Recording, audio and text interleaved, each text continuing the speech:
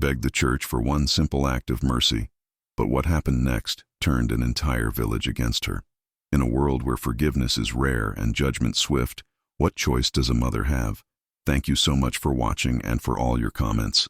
Let me know at the end if you like the story, and where you're watching from and why you're following this.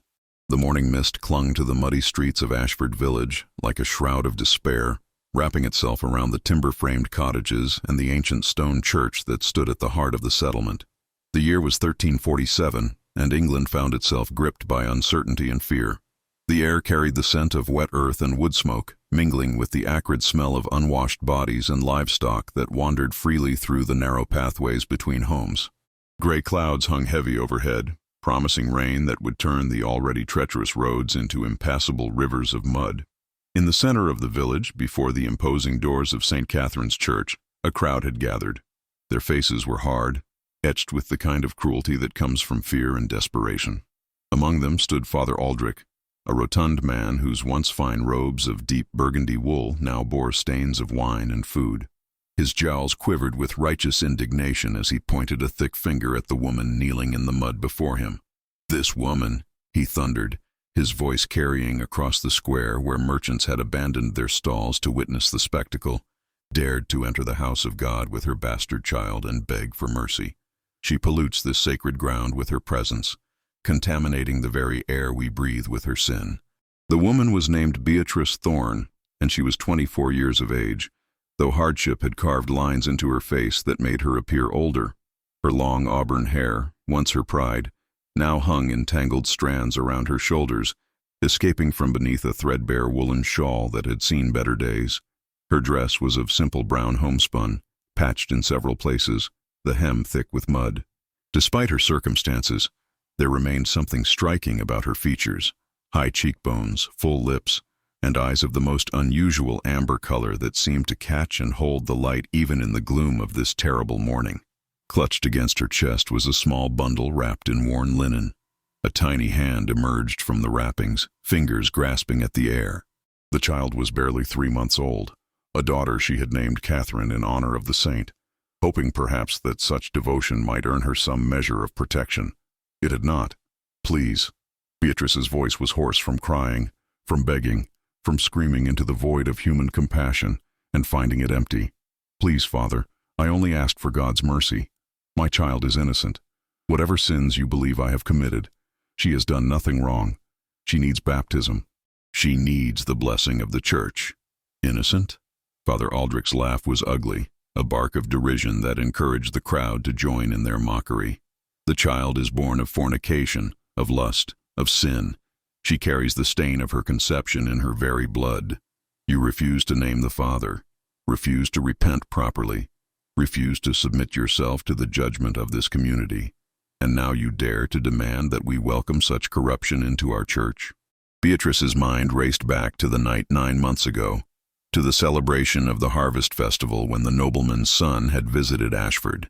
Lord Henrik Blackwood had been his name, a young man of considerable wealth and striking appearance, with dark hair and blue eyes that had seemed kind in the firelight. He had spoken to her of beauty and desire, had promised her things that foolish young women believe when handsome men whisper sweet words in their ears.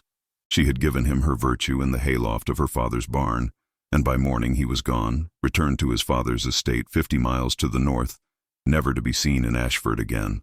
When her condition became apparent, her father, a blacksmith named Thomas Thorne, had demanded she reveal the name of the man who had dishonored her. But Beatrice had remained silent, knowing that to speak Lord Henrik's name would bring nothing but more trouble. What could a village blacksmith do against a nobleman? The confession would only bring shame upon her father's house without hope of recompense or marriage. So she had endured the whispers, the pointed fingers, the slow withdrawal of friendship and commerce that marked her as an outcast. Her mother had died when Beatrice was 15, taken by a fever that swept through the village one cruel winter. Her father had tried to be both parents to her, teaching her the value of hard work and honesty, but he was a man of few words and many silences. When Beatrice's pregnancy became undeniable, the disappointment in his eyes had been worse than any beating. He had not thrown her out immediately, but neither had he defended her when the villagers began their campaign of persecution. The law is clear: announced Reeve Oswin, the village headman, stepping forward from the crowd. He was a tall, thin man with a face like a hatchet, and eyes that had long ago lost any warmth they might once have possessed. His cloak was of fine dark wool, lined with fox fur, fastened with a bronze brooch that marked his station. Those who bring shame upon this community and refuse to make proper restitution must be removed. We cannot allow such moral corruption to spread like disease among decent, God-fearing people. I have nowhere to go, Beatrice said, her voice breaking. My child will die if you cast us out. The roads are dangerous. There are wolves in the forest, bandits on the highways. Winter is coming. How can you condemn an innocent baby to such a fate? You should have thought of that before you spread your legs for whatever man caught your fancy, spat Margaret Holbrook, a baker's wife whose own virtue was questionable at best, but whose husband's coin ensured her position in village society. She wore a dress of deep green wool with elaborate embroidery at the sleeves, her hair covered by a white linen coif that marked her as a married woman of some means. Decent women don't find themselves in such circumstances. The crowd murmured their agreement, a low rumble of self-righteous condemnation. Among them stood merchants and farmers, craftsmen and laborers, all united in their judgment of one young woman whose only crime had been to trust the wrong man and pay the price that women have always paid for such mistakes throughout history. "Take her to the boundary stones," Father Aldrich commanded, gesturing with his ring-heavy hand. "Let it be known that Beatrice Thorne is cast out from this community. Should she return, she will be arrested and tried for trespassing and disturbing the peace. Her fate is in God's hands now, not ours." 2 men stepped forward to grab Beatrice's arms. One was Harold the tanner, a burly man whose hands were stained perpetually brown from his trade. The other was young Peter Fletcher, barely 18, who had once smiled at Beatrice in the marketplace before her disgrace. Now his face was hard, closed, following the will of the mob rather than any inclination of his own conscience. They hauled Beatrice to her feet, ignoring her cries, ignoring the wailing of the infant who sensed her mother's distress, and added her own voice to the chorus of despair. The crowd parted to let them through, some faces showing satisfaction, others mere indifference, and a very few, showing something that might have been pity but was not strong enough to become action or protest. They dragged her through the village, past the blacksmith's forge, where her father stood in the doorway, his face turned away, unable to watch, but equally unable to intervene, past the well where she had drawn water every morning of her life, past the baker's shop where the smell of fresh bread made her empty stomach clench with hunger, past the homes of people she had known since childhood, who now watched her exile with the same interest they might give to any public entertainment. The boundary stones marked the official limits of Ashford's lands, ancient markers of gray granite covered in lichen and moss. Beyond them lay the common road, rutted and treacherous, winding through fields that would soon be harvested and then left fallow for the winter.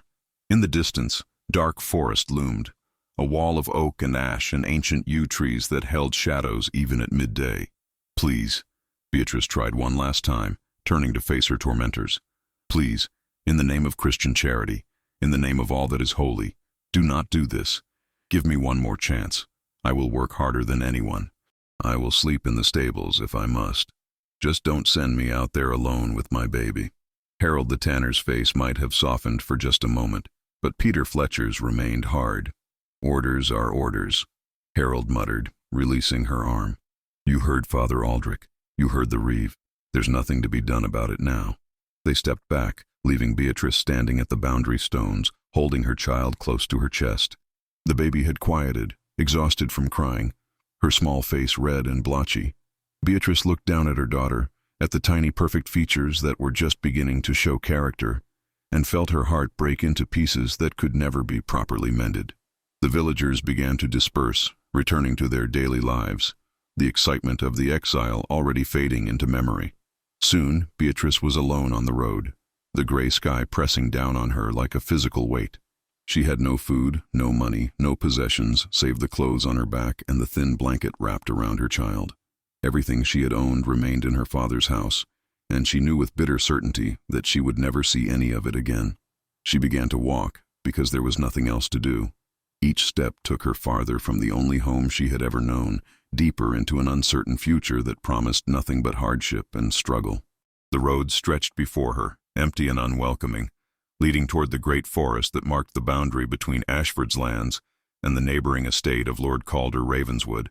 Beatrice had heard stories of Lord Ravenswood, whispered tales that mothers told to frighten disobedient children. He was said to be a hard man, a warrior who had fought in the king's wars and returned changed, darkened by the things he had seen and done. His estate was vast, comprising thousands of acres of forest and farmland, dozens of villages and hundreds of tenants. He ruled his domain with an iron hand, demanding absolute loyalty and obedience from those who lived on his lands. But Beatrice had also heard other stories, older tales that contradicted the fearsome reputation. Some said that Lord Ravenswood was fair in his judgments, that he protected his people from bandits and rival lords, that he ensured his villages had enough grain to survive the winter when other estates starved. These stories were quieter, less dramatic, but they persisted nonetheless, passed down by travelers and merchants who had done business in Ravenswood lands. As the afternoon wore on and Beatrice's feet began to ache, as hunger gnawed at her belly and the baby began to fuss again, she made a decision. She would seek shelter in one of Lord Ravenswood's villages. Perhaps there, far enough from Ashford that her reputation had not yet spread, she might find work and safety. It was a desperate plan, built on hope more than reason, but desperation was all she had left. The road led her deeper into the forest, where the canopy overhead blocked out what little light the cloudy sky provided. The air grew cooler, damper, carrying the scent of rotting leaves and wild mushrooms. Beatrice's worn shoes, already falling apart, provided little protection from the stones and roots that jutted from the path. She stumbled several times, catching herself at the last moment to avoid falling and potentially harming the baby. Hours passed, though Beatrice had no way to measure them accurately. The gray light began to fade toward the deeper gray of evening, and she knew she would need to find shelter soon. Sleeping in the forest was dangerous enough for a man with weapons and experience. For a woman alone with an infant, it would be nothing short of suicidal.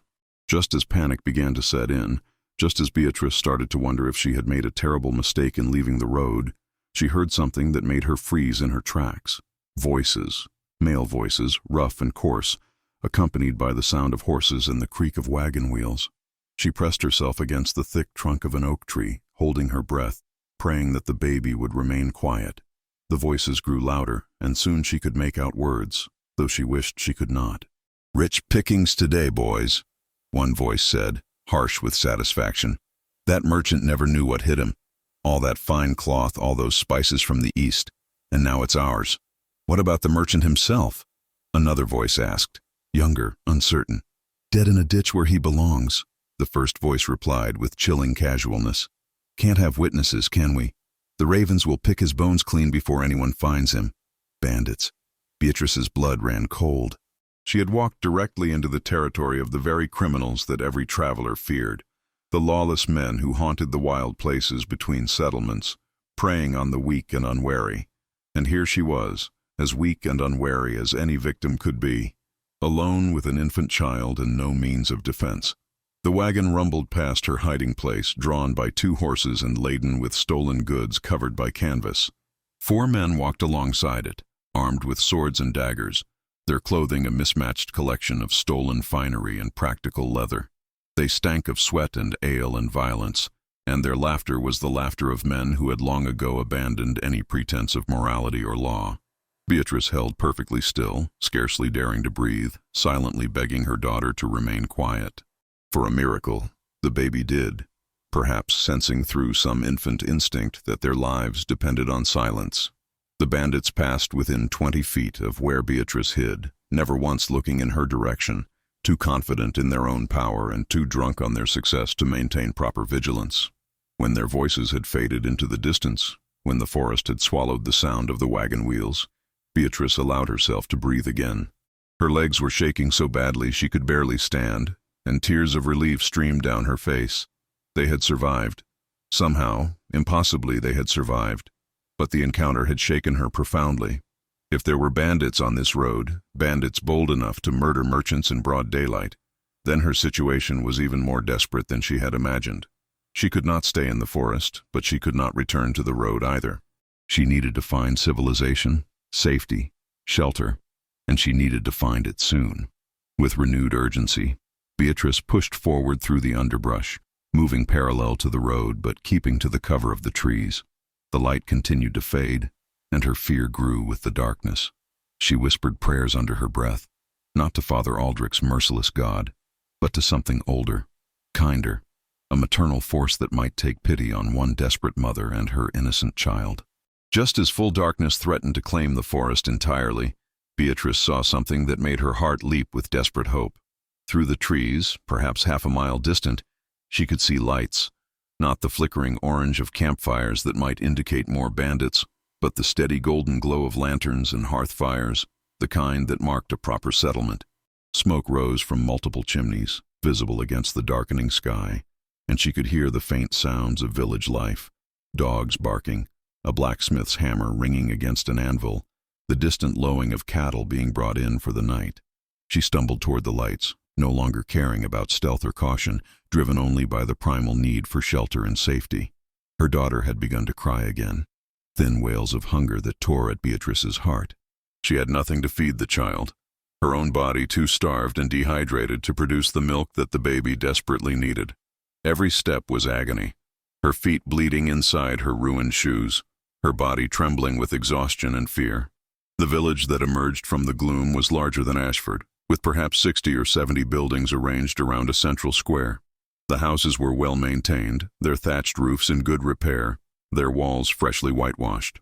Even in her desperate state, Beatrice could see that this was a prosperous place, protected and cared for by whoever held lordship over it.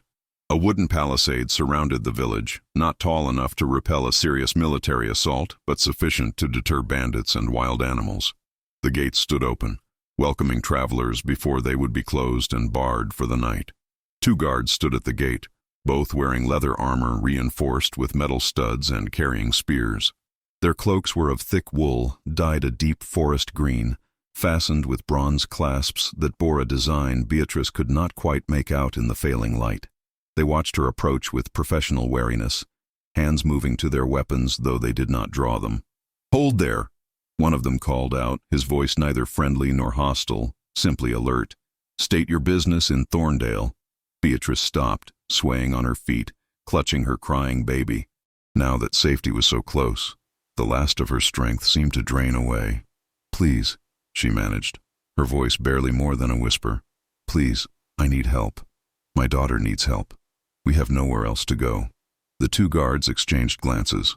The one who had spoken was older, perhaps 40 years of age, with gray threading through his dark beard and the weathered face of a man who had spent his life outdoors.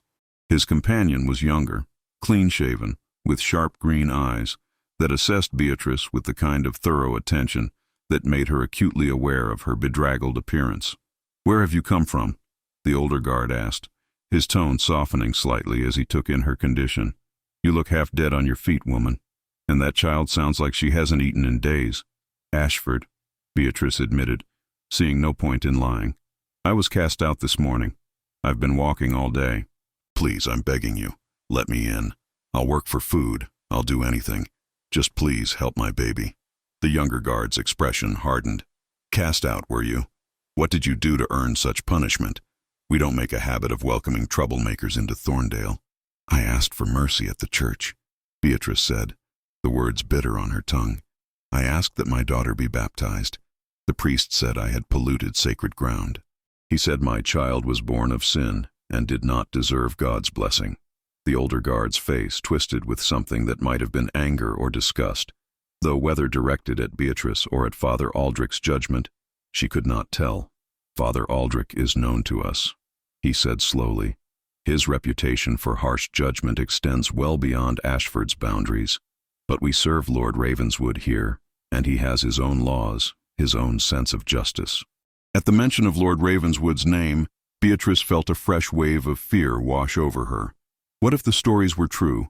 What if he was as cruel and merciless as the dark tales suggested? She had gambled everything on the hope that the kinder stories held more truth. But now, standing at the gates of one of his villages, she realized how foolish that gamble might have been. "Please," she said again, because it was the only word she had left, the only plea that remained. "Please." The two guards looked at each other again, some unspoken communication passing between them. Finally, the older one nodded. "Thomas," he said to his companion, "fetch Mistress Helena from the healing house. Tell her we have a mother and child in desperate need of her care. I'll take them to the guest cottage." Relief flooded through Beatrice so powerfully that her legs nearly gave out beneath her. The younger guard, Thomas, hurried off into the village, his green cloak billowing behind him. The older guard stepped forward, offering his arm to support her. "My name is Gerard," he said, his voice gentle now, the wariness replaced by something approaching kindness. "Can you walk a bit further? It's not far to the guest cottage, but we need to get you and your little one out of the cold." Beatrice nodded, not trusting her voice. She leaned heavily on Gerard's arm, grateful for his solid strength as he guided her through the gates and into Thorndale. The village was alive with evening activity. Women bringing in washing from lines stretched between houses, men returning from the fields with tools over their shoulders, children running and playing their last games before being called inside for supper. The smells of cooking food drifted from every door, making Beatrice's empty stomach cramp with hunger. People turned to stare as Gerard led her through the square, their curiosity evident, but not cruel. Unlike in Ashford, where she had grown accustomed to whispered insults and pointed fingers, here the looks were merely inquisitive, wondering who this stranger might be and what circumstances had brought her to their village in such a state. The guest cottage sat near the center of the village, a small but well-built structure of timber and stone with a thatched roof and shuttered windows. Gerard opened the door, revealing a single room with a hearth, a table, 2 chairs, and a bed frame fitted with a straw mattress. It was simple, almost Spartan, but to Beatrice it looked like the finest palace chamber. "Sit," Gerard commanded, guiding her to one of the chairs. "Mistress Helena will be here soon. She's our healer, the best in 3 counties. She'll know what to do for you and your daughter." Beatrice sank into the chair, her body shaking with exhaustion. The baby's cries had weakened to pitiful whimpers, and Beatrice looked down at her daughter's tiny face with despair.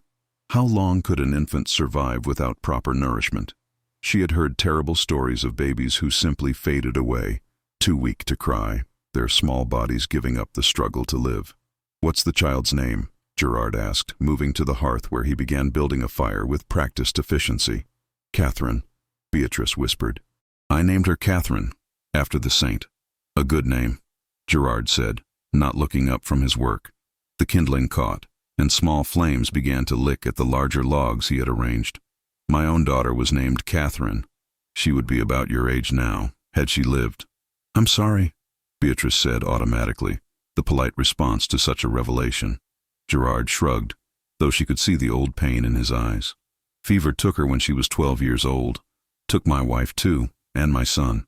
That was 15 years ago, during the great sickness that swept through these lands. Lord Ravenswood lost his own wife and children to that same plague. Perhaps that's why he ensures we have a proper healer now, someone skilled in the arts of medicine and herb lore. He won't allow death to take his people so easily again." Before Beatrice could respond, the door opened and a woman entered, followed by the younger guard, Thomas.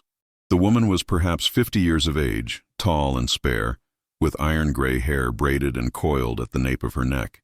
She wore a dress of dark blue wool over a white linen shift, with an apron of undyed linen tied around her waist. Her face was lined but strong, with keen blue eyes that immediately fixed on Beatrice and the baby with professional assessment. "I am Helena," she announced, her voice crisp and authoritative. "Thomas tells me you have a starving infant. Let me see the child." Beatrice hesitated only a moment before handing over her daughter. Helena took the baby with the confidence of someone who had handled hundreds of infants over the years, unwrapping the soiled linen to examine the small body with gentle, efficient movements. "She's dehydrated and malnourished," Helena announced after a moment. "But she's strong. I can see it in her eyes, in the way she fights." "How long since she last fed properly?" "This morning," Beatrice admitted. "But I haven't had enough food myself to produce adequate milk. Not for days, really. Even before I was cast out, the villagers refused to sell me food. They said I didn't deserve to eat, that I should starve for my sins." Helena's mouth tightened into a thin line. "Fools," she muttered. "Cruel, ignorant fools. A nursing mother needs more food than anyone, not less. Thomas, go to my house and tell my apprentice Anna to prepare a nourishing broth, something rich with meat and vegetables." And bring the goat's milk I keep for situations like this. Quickly now." Thomas departed at once, and Helena turned her attention back to Beatrice. "You'll need to eat before you can properly feed your daughter. In the meantime, we'll give her goat's milk. It's not ideal, but it will keep her alive until your own milk comes back properly. Now let me look at you." She handed the baby back to Beatrice and began her examination, checking Beatrice's eyes, her skin, pressing gently on her abdomen, and feeling the pulse at her wrist. Her touch was impersonal, but not unkind, the touch of a professional doing her work. "You're exhausted, half-starved, and your feet are a mess," Helena pronounced. "But you're young and strong, and you'll recover quickly enough with proper food and rest. The question is, what do you intend to do here?" "Thorndale isn't a charity house. Everyone who lives here works for their keep. I'll do anything," Beatrice said desperately. "I can clean, I can cook, I can work in the fields. I'm not afraid of hard labor. I just need somewhere safe for my daughter." Helena nodded slowly. "We'll see what Lord Ravenswood says. He makes the final decision about who stays in his villages and who doesn't. He's a fair man, but he's also a practical one. He won't keep you here out of pity alone." At that moment, Thomas returned with a large clay jug of goat's milk and a basket containing bread, cheese, and a covered pot that smelled divine. Anna, Helena's apprentice, followed him, a girl of perhaps 16 with dark curly hair and a round, friendly face. Helena took the milk and poured some into a small cup, then produced a clean cloth from her bag. She dipped the corner of the cloth into the milk and offered it to the baby, who latched onto it immediately, sucking desperately. "This will do for now," Helena explained. "Anna, help me feed this child properly while her mother eats." Beatrice wanted to protest, wanted to insist on caring for her own daughter, but Helena's stern look brooked no argument. She accepted the bowl of broth that Thomas offered and began to eat, trying to pace herself despite the ravenous hunger that made her want to gulp down everything in sight. The broth was rich and savory, thick with chunks of mutton and root vegetables, seasoned with herbs that made it the most delicious thing Beatrice had ever tasted. As she ate, as warmth from the fire and food began to seep back into her body, Beatrice allowed herself to feel the first stirrings of something she had not felt since morning: hope. These people were helping her, not because they owed her anything, not because she had any claim on their charity, but simply because it was the right thing to do. She thought of Father Aldrich and the villagers of Ashford, of their cruelty disguised as righteousness, and felt a mixture of sorrow and anger that such hypocrisy could exist in people who called themselves Christians. "Tell me," Helena said as she and Anna carefully fed the baby, "what skills do you have? What work did you do in Ashford?" "I helped my father in his forge," Beatrice answered. "He's a blacksmith. I learned to work the bellows, to prepare the metal, to assist with smaller projects. I can't do the heavy forging myself, but I know the trade. I also helped with the household, cooking, cleaning, sewing, preserving food for winter. My mother taught me herb lore before she died, though not as much as I wish she had." Helena's eyebrows rose slightly. "Herb lore? What do you know?" Beatrice thought carefully, not wanting to overstate her knowledge. "I know which plants can reduce fever, which can help with pain, which can settle an upset stomach. I know how to make poultices for wounds, how to prepare tinctures and salves. My mother was skilled in such things, and she taught me what she could before the fever took her." "That could be useful," Helena mused. "I could always use another pair of hands in the healing house, especially someone with some knowledge already. Anna here is talented but still learning. But again, this decision isn't mine to make alone. Lord Ravenswood will want to meet you, to judge for himself whether you're worthy of a place in Thorndale." The mention of Lord Ravenswood sent another spike of anxiety through Beatrice's chest. "When will I meet him?" "Soon enough," Gerard said from his position by the door. "His lordship returned from patrol this afternoon. Once he's settled, once he's heard the report from his men, he'll want to know about any strangers who have entered his domain. It's his way. He knows everything that happens in his lands, everyone who comes and goes." As if summoned by the mention of his name, the sound of hoofbeats echoed outside, multiple horses moving at a controlled pace through the village. Gerard straightened, a look of respect crossing his weathered face. "That will be him now," he said. "Lord Ravenswood always checks on new arrivals personally." Beatrice's heart began to race. She was about to meet the man who held her fate in his hands, the lord whose reputation was so contradictory that she did not know whether to expect mercy or judgment. She looked down at herself, at her mud-stained dress and tangled hair, and felt shame wash over her. This was not how she wanted to present herself, not how she wanted to make a first impression on someone so important. The hoofbeats stopped outside the cottage, and Beatrice heard the sound of boots hitting the ground, the jingle of harness and weapons. Gerard opened the door, stepping aside with a respectful nod. The man who entered the cottage seemed to fill the small space with his presence. Lord Calder Ravenswood was tall, easily over 6 feet, with shoulders broad enough to have made him a formidable warrior, even without the obvious muscle that showed beneath his clothing. He wore a tunic of dark gray wool over a black leather jerkin, with a cloak of deep charcoal trimmed with dark fur fastened at his shoulder with a silver clasp wrought in the shape of a raven. His breeches were black leather, tucked into tall boots that had seen hard use but were well maintained. A sword hung at his hip, the hilt wrapped in worn leather, a weapon clearly meant for use rather than display. But it was his face that captured Beatrice's attention and held it. He appeared to be in his early 30s, with strong, angular features that might have been carved from granite. His hair was black as a raven's wing, falling to his shoulders and held back from his face by a leather cord. His eyes were a startling pale gray, almost silver in the firelight, set beneath dark brows that gave him a perpetually intense expression. A scar ran from his left temple to his jaw. A thin white line that spoke of violence survived. He was, Beatrice realized with a start, one of the most striking men she had ever seen, beautiful in the way that predatory animals are beautiful, dangerous and compelling in equal measure. Those silver eyes swept the room, taking in every detail in a single comprehensive glance before settling on Beatrice. She felt pinned by that gaze, examined and weighed and judged in the space of a heartbeat. She wanted to look away, to drop her eyes in submission or shame, but something in his expression held her frozen, unable to break the connection. "My lord," Helena said, rising and offering a respectful curtsy. "This is Beatrice Thorne and her daughter Catherine. They arrived at our gates not an hour ago, in desperate need of aid. From Ashford," Gerard added, "cast out by Father Aldrich for asking mercy at the church." Something flickered in Lord Ravenswood's eyes, an emotion too quick to identify before his expression returned to its neutral assessment. "Father Aldrich," he said, and his voice was deep, resonant, with an edge that suggested barely controlled anger. "That man's cruelty grows more extreme with each passing year.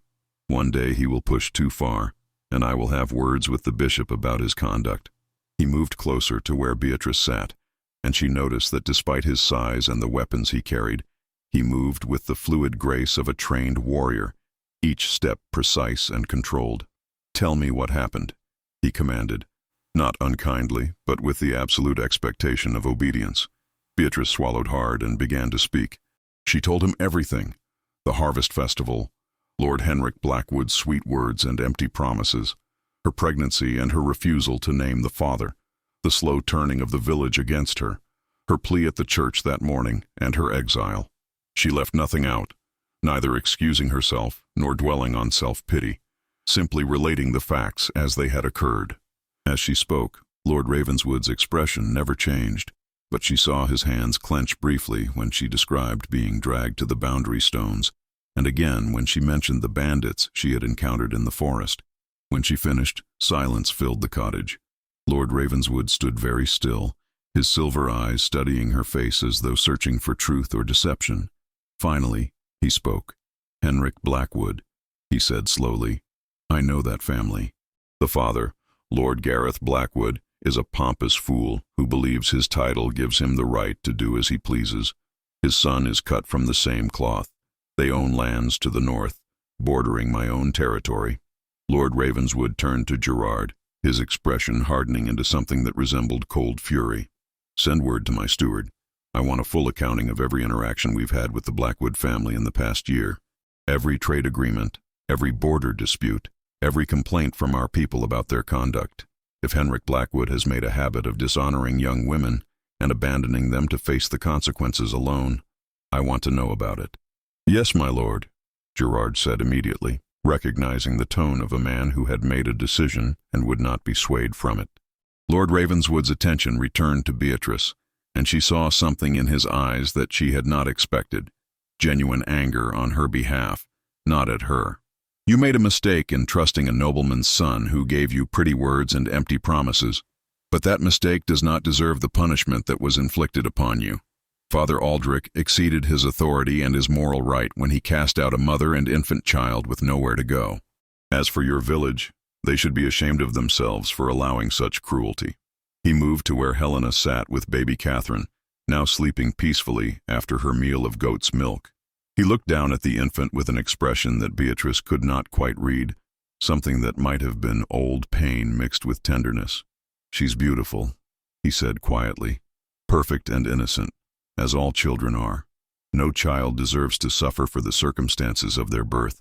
Helena handed the baby to Lord Ravenswood, and Beatrice watched in astonishment as this warrior lord, this man who commanded hundreds and ruled thousands, took the tiny infant with surprising gentleness. He held Catherine with the competence of someone who had once held children of his own, supporting her head carefully, rocking her slightly when she stirred. The contrast between his size and strength and the baby's fragility was striking, almost beautiful in its own way. "My lord," Beatrice ventured, her voice trembling slightly, "I don't expect charity.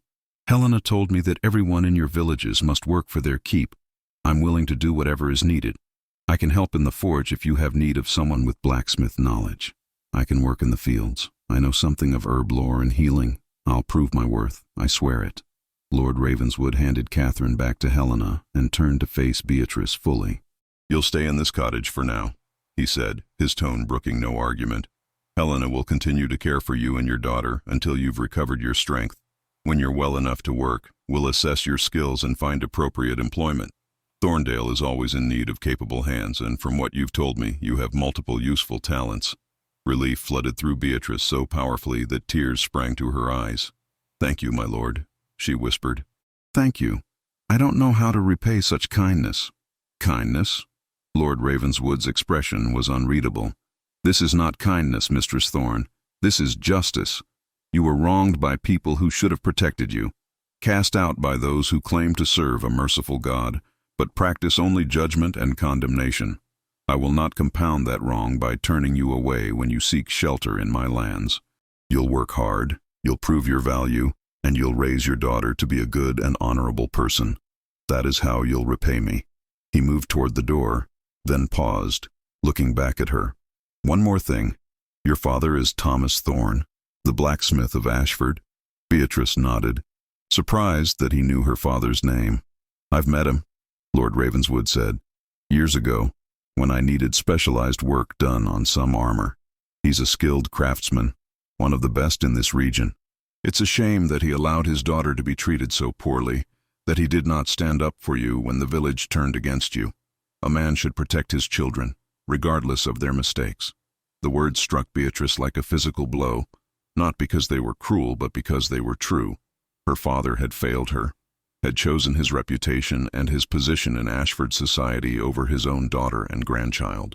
That betrayal hurt more than anything Father Aldrich or the villagers had done, because it came from someone who should have loved her unconditionally. "Sometimes," Lord Ravenswood continued, his voice softer now, "the people we expect to stand with us prove to be the weakest when we need them most. And sometimes strangers prove to be more family than blood ever was. You'll find that here in Thorndale. We take care of our own, and once you're part of this community, you're one of us." With that, he left, his cloak swirling behind him as he stepped out into the night. Beatrice heard him speaking to someone outside, giving orders in that same commanding tone, before the sound of hoofbeats indicated his departure. "Well," Helena said, breaking the silence that followed Lord Ravenswood's exit, "I'd say you've made a favorable impression. His lordship doesn't usually spend so much time with new arrivals, nor does he make such personal commitments to their welfare. You're fortunate, Beatrice Thorne. Lord Ravenswood is a hard man but a fair one, and he keeps his word. He seems," Beatrice paused, searching for the right word, "different from what I expected. The stories I heard in Ashford painted him as cruel and ruthless." Gerard laughed, a rough sound of genuine amusement. "Lord Ravenswood is ruthless when he needs to be, that's true enough. I've seen him deal with bandits and thieves, with lords who tried to cheat him or harm his people. He shows no mercy to those who prey on the weak or abuse their power. But to his own people, to those who are honest and hard-working, he's the finest lord you could hope to serve. He protects us, ensures we have enough food for winter, settles disputes fairly, and keeps the roads safe. That's more than most lords do for their peasants. He lost his family to the plague," Anna added quietly, her young face solemn. His wife, Lady Marianne, and their 2 children, a son who was 5 and a daughter who was 3. They died within days of each other, and there was nothing anyone could do. Mistress Helena tried everything, every herb and treatment she knew, but the fever was too strong. Lord Ravenswood barely left their sides, but he couldn't save them. After they died, he changed. He became harder, more focused on protecting what remained. Some say he buried his heart with his family. Beatrice looked down at Catherine, sleeping peacefully in her arms, and felt her heart ache for the man who had just shown her such unexpected mercy. She understood loss, understood the way grief could reshape a person, could turn them from soft to hard, from trusting to wary. Lord Ravenswood's kindness to her and her daughter suddenly made more sense. He saw in Catherine an innocent child who deserved protection, perhaps reminded of his own daughter who had been stolen by disease and death. "Get some rest," Helena instructed, rising from her chair and gesturing for Anna to follow her. "Your daughter will need feeding again in a few hours, and you need to regain your strength. Gerard will remain outside to ensure your safety. In the morning, we'll begin properly integrating you into the life of Thorndale." After Helena and Anna departed, Gerard took up a position just outside the door, a reassuring presence against the darkness. Beatrice moved to the bed, laying Catherine down gently before removing her ruined shoes and examining her bleeding feet. The cuts and blisters looked angry and inflamed, but she was too exhausted to care. She lay down beside her daughter, pulling the warm blanket over both of them, and for the first time in longer than she could remember, she felt safe. Sleep claimed her almost immediately, a deep and dreamless sleep born of exhaustion and relief. She did not hear the night sounds of the village settling down, did not hear Gerard changing shifts with another guard, did not hear the soft footsteps that approached the cottage in the deepest hours of night. Lord Ravenswood stood outside the guest cottage, looking at the building with an expression that would have surprised anyone who knew him. His hard mask had slipped, revealing something raw and painful beneath. He had not lied to his people. The plague had taken his family 15 years ago, and he had indeed changed in the aftermath. But what they did not know, what he had never told anyone, was that the guilt still haunted him. He had been away when the fever struck, leading his men in the King's War, fighting battles that seemed important at the time but meaningless in retrospect. By the time word reached him, by the time he rode home as fast as his horse could carry him, his wife and children were already dead, buried in the family crypt according to custom. He had not been there to hold them, to comfort them, to tell them he loved them one final time.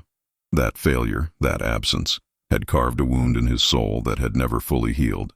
Seeing Beatrice with her daughter, seeing the fierce protective love in her eyes, the way she would have fought the entire world to keep her child safe, had struck something deep within him. It reminded him of Marianne, of the way she had loved their children with every fiber of her being. It reminded him of what he had lost, and of what he had failed to protect. He had meant what he said. Beatrice and Catherine would be cared for in his lands. He would ensure they had safety, shelter, and opportunity. It was the least he could do, a small act of redemption for the family he had failed to save. And if part of him recognized that Beatrice herself was beautiful, that her amber eyes held depths of strength and resilience that called to something in him he thought long dead, well, that was something he would keep buried. She needed a protector, not a man with his own complicated desires and damaged heart. With a final glance at the cottage, Lord Ravenswood turned and walked back toward his own residence, a large stone manor house that sat on a hill overlooking the village. The building was impressive but not ostentatious, built for defense and practicality rather than display. Inside, his steward would be waiting with reports of the day's activities, problems that needed solving, decisions that needed making. His work was never done, the responsibilities of lordship an endless cycle of judgment and action. But as he climbed the hill, Lord Ravenswood found his thoughts returning again and again to the young woman with auburn hair and amber eyes, to the strength he had seen in her despite her desperate circumstances, to the way she had told her story without self-pity or excuses. There was something about Beatrice Thorne that intrigued him, something beyond simple attraction or sympathy. She had survived cruelty and exile, had walked through dangerous forest alone with an infant, had faced each obstacle with determination rather than despair. That kind of strength was rare, and it spoke to a core of character that could not be taught or learned, only inherent. The next morning dawned cold and gray, with frost coating the grass and mist hanging low over the fields. Beatrice woke to the sound of the village coming to life. Roosters crowing, cattle lowing, the ring of hammers on anvils, and the calls of merchants setting up their stalls in the square. For a moment, still caught between sleep and waking, she thought she was back in Ashford, and panic seized her. Then Catherine stirred beside her, making small infant sounds, and memory returned. She was in Thorndale. She was safe. Lord Ravenswood had given her shelter and the promise of work. For the first time in months, she had a future that extended beyond simple survival. A knock at the door preceded Helena's entrance, the healer carrying a basket that smelled wonderfully of fresh bread and bacon. "Good morning," she said briskly, setting the basket on the table. "I've brought breakfast, and after you've eaten, we'll tend to those feet of yours properly. Can't have you limping around like a wounded deer when there's work to be done." Beatrice sat up carefully, trying not to disturb Catherine. "What kind of work will I be doing?" "That depends," Helena replied, unpacking the basket and laying out the food. "Lord Ravenswood sent word this morning that I'm to assess your knowledge of herb lore and healing. If you're as capable as you claim, you'll work with Anna and me in the healing house. We need someone who can prepare medicines, tend to minor injuries, and assist with births. The work is constant, especially with winter coming, but it's respectable and valued. You'll have a place in the community, and your daughter will grow up surrounded by people who care for her welfare." The offer was more than Beatrice had dared hope for. Working as a healer would give her status, would make her valuable to the community in a way that simple labor never could. "I'll do my best," she promised. "I'll work harder than anyone. I'll prove that Lord Ravenswood's faith in me was not misplaced." Helena smiled, the expression softening her stern features. "I believe you will. Now eat, feed your daughter, and let's see about making you presentable. You can't meet the rest of the village looking like you've been dragged through a hedge backwards." Over the next hour, Helena worked her particular magic. She cleaned and bandaged Beatrice's feet, applied salve to the worst of the cuts and blisters, and declared that with a few days of rest, they would heal well enough. She provided a basin of warm water and soap, allowing Beatrice to wash properly for the first time in days, scrubbing away the accumulated grime and sweat of her ordeal. Anna arrived with a dress that had belonged to Helena's daughter before her death, a simple but well-made garment of brown wool with a cream-colored underdress, far finer than anything Beatrice had owned even before her exile. "There," Helena said with satisfaction once Beatrice was clean and dressed. "Now you look like a respectable member of Thorndale rather than a refugee from disaster. Come, let's introduce you to the village properly and show you the healing house where you'll be working." Beatrice picked up Catherine, who had been fed and changed and was now alert and curious, her amber eyes so like her mother's taking in the new world around her. Together, the three women left the cottage and stepped out into the village square. Thorndale in daylight was even more impressive than it had seemed the night before.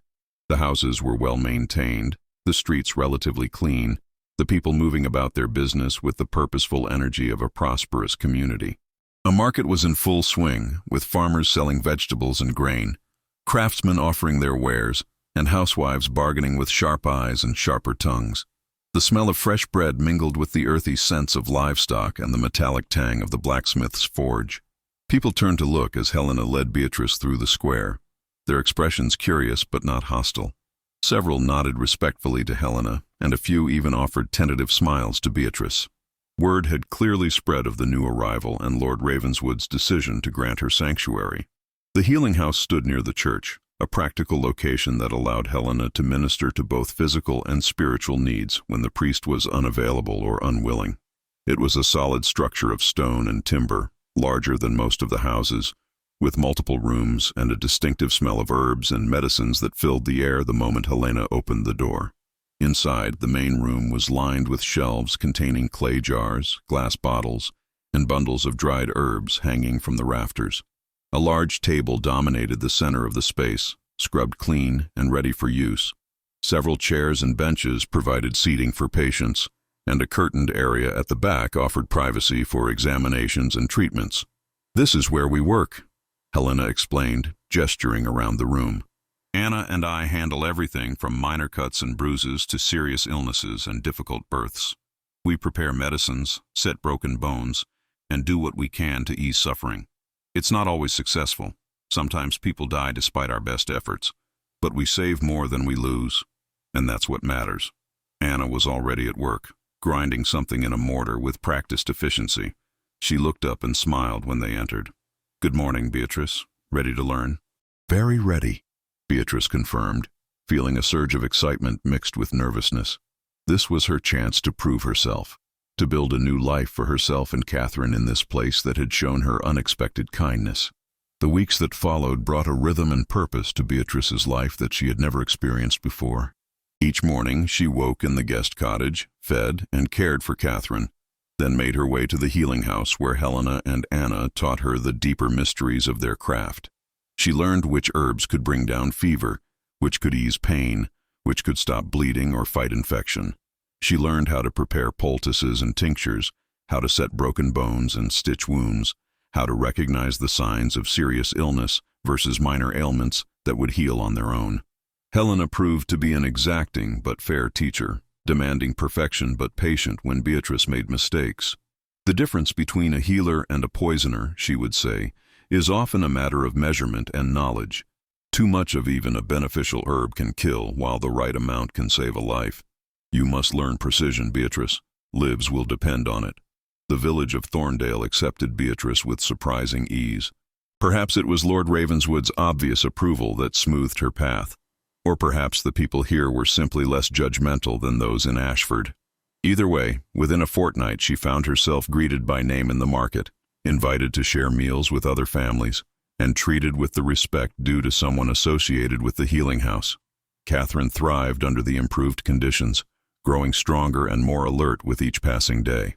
The village women took turns helping Beatrice care for her daughter, delighting in the baby's rare smiles and teaching Beatrice the songs and games that mothers had used to entertain their children for generations. It was a warmth and community that Beatrice had never known, even in Ashford before her disgrace, and she found herself grateful beyond words for the chance Lord Ravenswood had given her. The Lord himself remained a distant but constant presence. Beatrice would see him riding through the village on his black stallion, stopping to speak with farmers about their crops or craftsmen about their needs. She watched him settle disputes with swift, fair judgment, saw him inspect the village defenses with the eye of an experienced warrior, observed him training with his men-at-arms in the practice yard near his manor. He was clearly a lord who took his responsibilities seriously, who knew his lands and his people intimately. Several times their paths crossed directly. Once, when Beatrice was carrying water from the well, he had stopped to ask how she was settling in, his silver eyes searching her face with an intensity that made her breath catch. Another time, he had visited the healing house to check on an injured soldier, and had asked Helena pointed questions about Beatrice's progress and capabilities. Each encounter left Beatrice feeling strangely unsettled, aware of him in a way that went beyond simple gratitude or respect. She told herself it was foolish to think of him as anything other than her lord and benefactor. He was far above her station, a nobleman of considerable wealth and power, while she was a disgraced woman with an illegitimate child. Moreover, she had learned her lesson about trusting handsome men with pretty words. Lord Ravenswood had never spoken to her of anything personal, never given any indication that he saw her as anything other than one of his people in need of protection. Yet sometimes she would catch him watching her with an expression she could not decipher, something that might have been longing or regret or simply thoughtfulness. And when their eyes met across the village square or in the healing house, she felt a connection that seemed to transcend the normal bonds between lord and subject, something deeper and more personal that both thrilled and terrified her. It was in the 6th week of her residence in Thorndale that everything changed. The autumn was advancing rapidly, the days growing shorter and colder, the leaves turning brilliant shades of red and gold before falling to carpet the ground. Beatrice was in the healing house, preparing a batch of wintergreen salve, when Gerard burst through the door with an urgency that immediately set her nerves on edge. "Helena," he gasped, breathing hard as though he had been running. "We need you at the manor immediately. Lord Ravenswood has been injured." Beatrice's heart seemed to stop in her chest. Helena was already moving, grabbing her medical bag and calling for Anna to gather additional supplies. "What happened?" she demanded, her voice sharp with professional concern. "Bandits," Gerard explained quickly. A large group, well-armed and organized. They ambushed Lord Ravenswood and his patrol in the forest about 3 miles from here. We drove them off, killed several, and captured a few more. But his lordship took a sword wound to the side. It's bleeding badly, and he's refusing to stop for treatment until he's secured the prisoners and given orders for increased patrols. Ah, stubborn fool, Helena muttered, but there was affection beneath the exasperation. Beatrice, you're coming with me. This will be a good test of what you've learned, and I'll need another pair of skilled hands if the wound is as serious as Gerard suggests. Beatrice's mind raced as she gathered the supplies Helena indicated. Clean linen for bandages, needle and thread for stitching, various herbs and tinctures, hot water in sealed containers to keep it warm during transport. Her hands moved with automatic efficiency born of weeks of training, but her thoughts were in chaos. Lord Ravenswood injured, possibly seriously, the man who had shown her such unexpected mercy, who had given her and Catherine a chance at a new life, now bleeding and in pain. They hurried through the village, up the hill toward the manor house.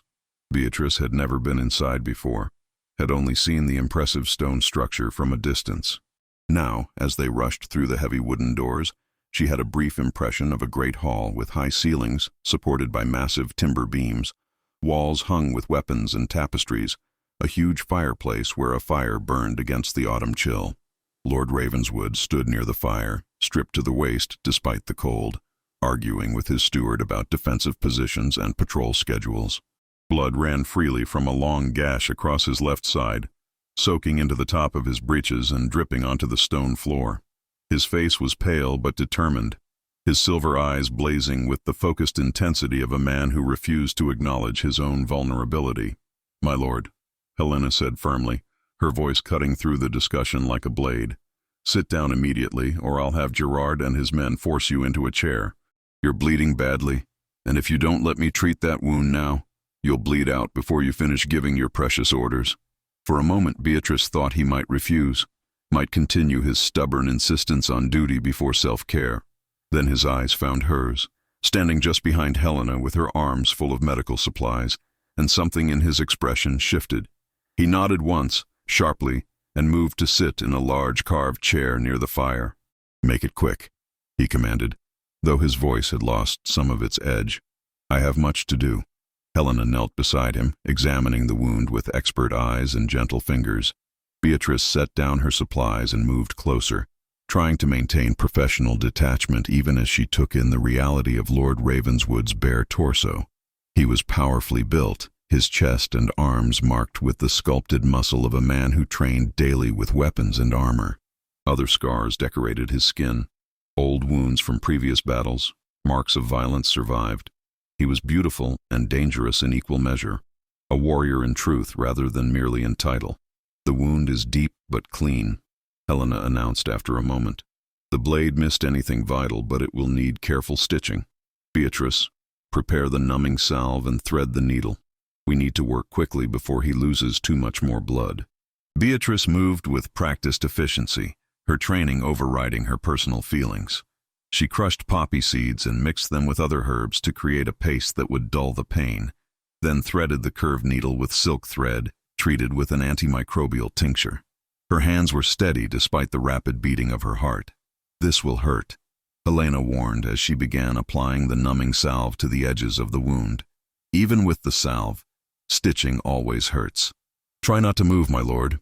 "I've been hurt before," Lord Ravenswood said, his voice tight but controlled. "Do what needs to be done." Helena worked with swift competence, her needle flashing in the firelight as she drew the edges of the wound together with small, precise stitches. Lord Ravenswood never made a sound, though Beatrice could see the tension in his jaw, the way his hands gripped the arms of the chair until his knuckles went white.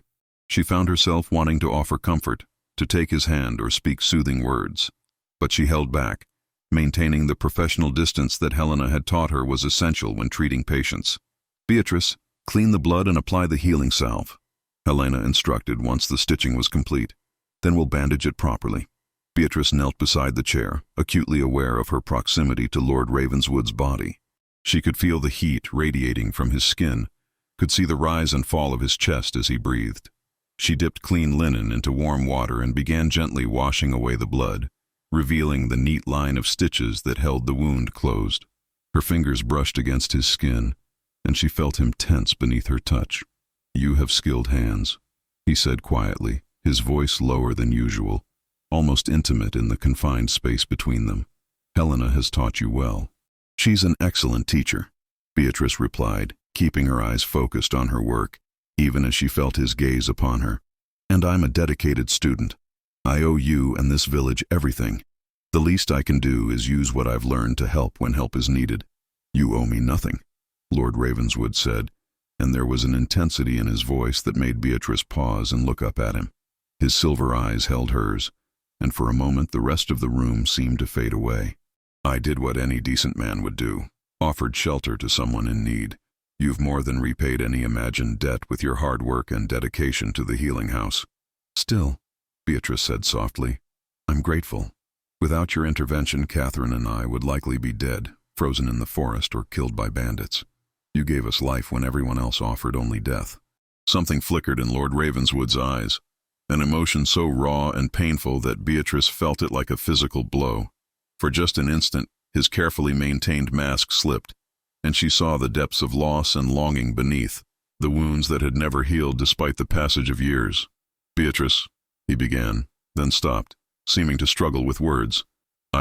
The bandage, Beatrice," Helena interrupted, her tone brooking no delay. "We need to secure the wound properly before infection can set in." The moment broke, and Lord Ravenswood's expression returned to its usual controlled neutrality. Beatrice turned back to her work, applying the healing salve with gentle circular motions before helping Helena wrap clean linen bandages around his torso, binding them tightly enough to hold but not so tight as to restrict movement or breathing. "There," Helena announced with satisfaction. "You'll heal well enough if you don't do anything foolish like riding into battle again before the wound has properly closed. Change the bandages twice daily, keep the area clean, and if you see any signs of infection, redness, swelling, fever, foul-smelling discharge, send for me immediately." Lord Ravenswood stood, testing the range of movement the bandages allowed. He winced slightly, but nodded approval. "It will do. Thank you, Helena, and thank you, Beatrice. Your assistance was invaluable." A servant appeared with a clean tunic, and Lord Ravenswood pulled it on carefully, mindful of his injury. As he fastened the laces, he turned to his steward. "Now, where were we? The prisoners need interrogation. I want to know who organized this attack, who funded it, and what their ultimate objective was. Bandits don't usually attack armed patrols unless they're being paid very well, or they're after something specific." "My lord," the steward, a lean man with gray hair named Aldwin, said carefully, "perhaps you should rest for a few hours before—" "I'll rest when I'm dead," Lord Ravenswood interrupted, his voice hard. "Someone organized an attack on my lands, on my people. They wounded me and killed 2 of my men. I want answers, and I want them now." Helena sighed but clearly recognized the futility of arguing further. "Come, Beatrice, we've done what we can here. The stubborn fool will either survive or he won't. But we have other patients who might actually listen to medical advice."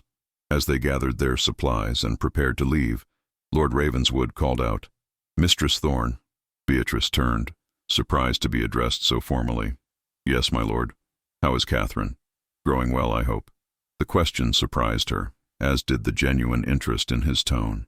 "Very well, my lord. She's healthy and strong, thanks to the care and support of everyone in Thorndale." "Good," he said, and something in his expression softened. "A child should have the chance to grow up safe and protected, surrounded by people who value her. That's what I want for all the children in my lands. That's what I would have wanted for my own." The pain in his voice was unmistakable, and Beatrice felt her heart ache for him. Before she could think better of it, before caution could override compassion, she spoke. "Your children would be proud of the man you've become, my lord, of the way you protect and care for others, of the justice and mercy you show. Their legacy lives on in every life you save, every person you shelter." For a long moment Lord Ravenswood stared at her, his expression unreadable. Then, so quietly she almost missed it, he said, "Thank you." The walk back down to the village was silent, each woman lost in her own thoughts. It wasn't until they were back in the healing house that Helena spoke, her voice unusually thoughtful. "Lord Ravenswood has never remarried," she said, organizing the supplies they had brought back. "Many have suggested it. urged him to find a new wife and produce heirs to secure his line. But he's refused every proposal, turned away every potential bride. Some say he's still in love with his dead wife, that he buried his heart with Lady Marianne and will never give it to another. Beatrice said nothing, but her thoughts were turbulent. She had no right to think of Lord Ravenswood in personal terms, no business wondering about his heart or his feelings. He was her lord, her benefactor, and nothing more. Any thoughts beyond that were foolish and dangerous. Yet as the days passed and autumn deepened toward winter, Beatrice found herself thinking of him more and more. She would see him in the village and feel her heart quicken. She would hear his voice and find herself listening with more than professional attention. And when he came to the healing house for Helena to check his wound, when Beatrice would assist with changing bandages and their hands would brush accidentally, she felt a connection that seemed to grow stronger each time, like a thread being woven tighter and tighter between them. Lord Ravenswood, for his part, seemed equally affected. His visits to the healing house became more frequent, his reasons for needing Helena's attention increasingly questionable. He would linger after treatment was complete, asking Beatrice about her day, about Catherine's progress, about her studies in herb lore. Their conversations grew longer, more personal, touching on topics that went far beyond the appropriate discourse between lord and subject. It was during one of these conversations, nearly 2 months after Beatrice's arrival in Thorndale, that the dam finally broke. Lord Ravenswood had come to have his bandages changed, though the wound was healing well and barely needed attention anymore. Helena had been called away to attend a difficult birth, leaving Beatrice alone with him in the healing house. "The scar will be pronounced," Beatrice said as she examined the healing wound, running her fingers gently along the raised pink line. "But it's clean, no signs of infection. Helena did excellent work. You assisted," Lord Ravenswood pointed out. "Your hands helped save my life that day. I haven't properly thanked you for that." "There's no need for thanks," Beatrice replied, beginning to apply fresh bandages. "I was simply doing my duty, using the skills I've been taught." "Beatrice," Lord Ravenswood said, and the use of her given name without any title made her pause. "Look at me." She raised her eyes to meet his, and the intensity she found there made her breath catch in her throat. Lord Ravenswood's silver eyes held something she had not seen before, something raw and vulnerable that stripped away all the careful distance he usually maintained. His hand came up to cover hers where it rested against his bandaged side, his touch warm and deliberate. "I need to tell you something," he said, his voice low and rough with emotion. "Something I've been fighting for weeks now, telling myself it's inappropriate, that the timing is wrong, that you deserve better than a damaged man with too many ghosts haunting his past. But I can't keep silent any longer.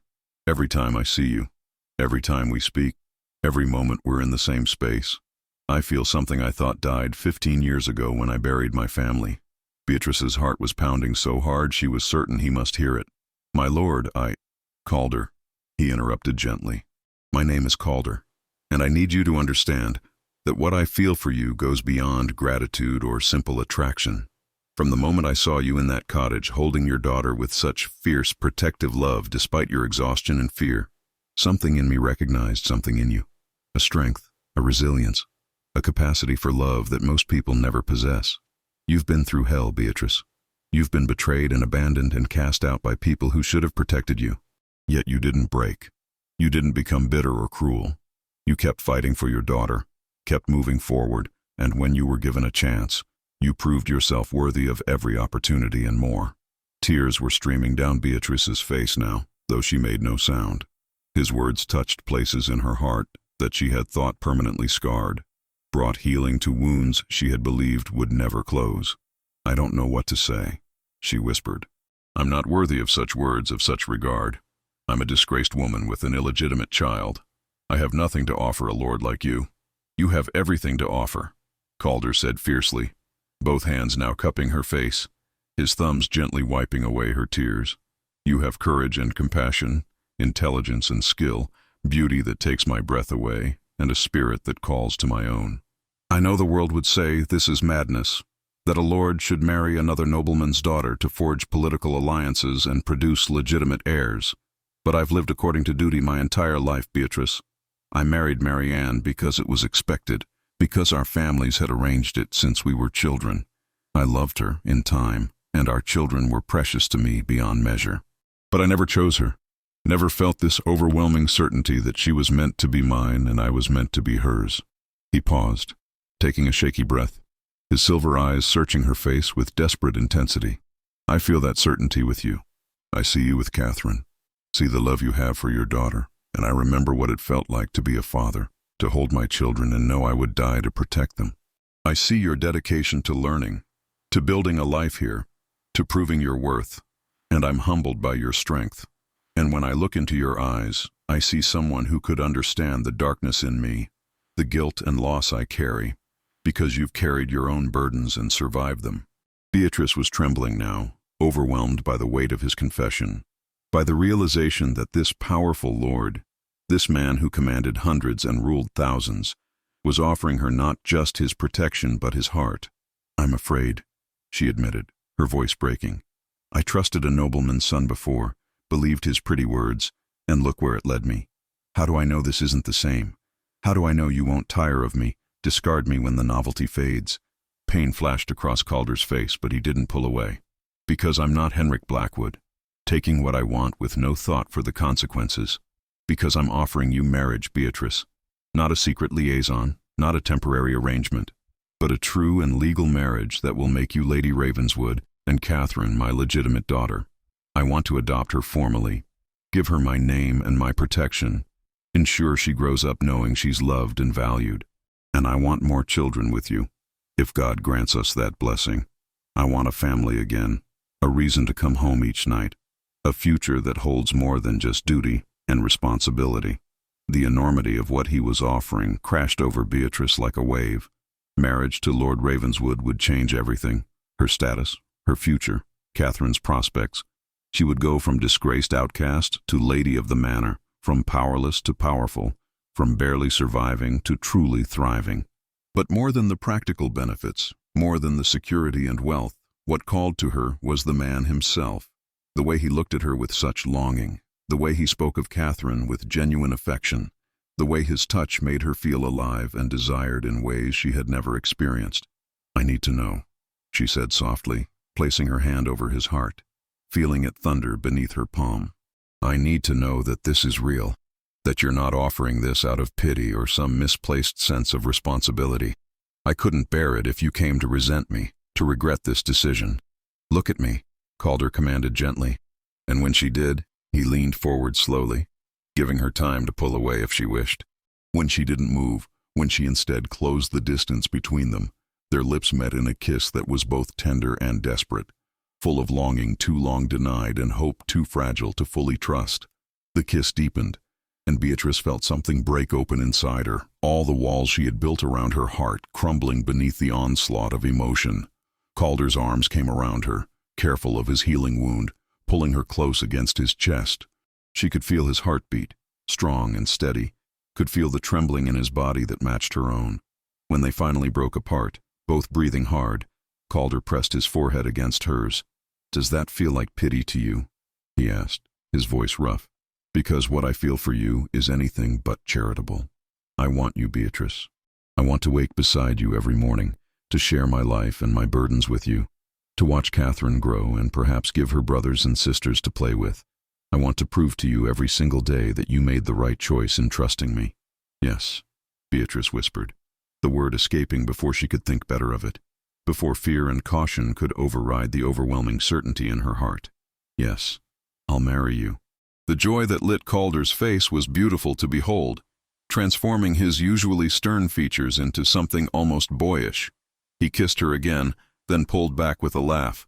I should do this properly, he said, dropping to one knee before her despite the pull on his healing wound. He took both her hands in his, looking up at her with such love and devotion that fresh tears spilled down her cheeks.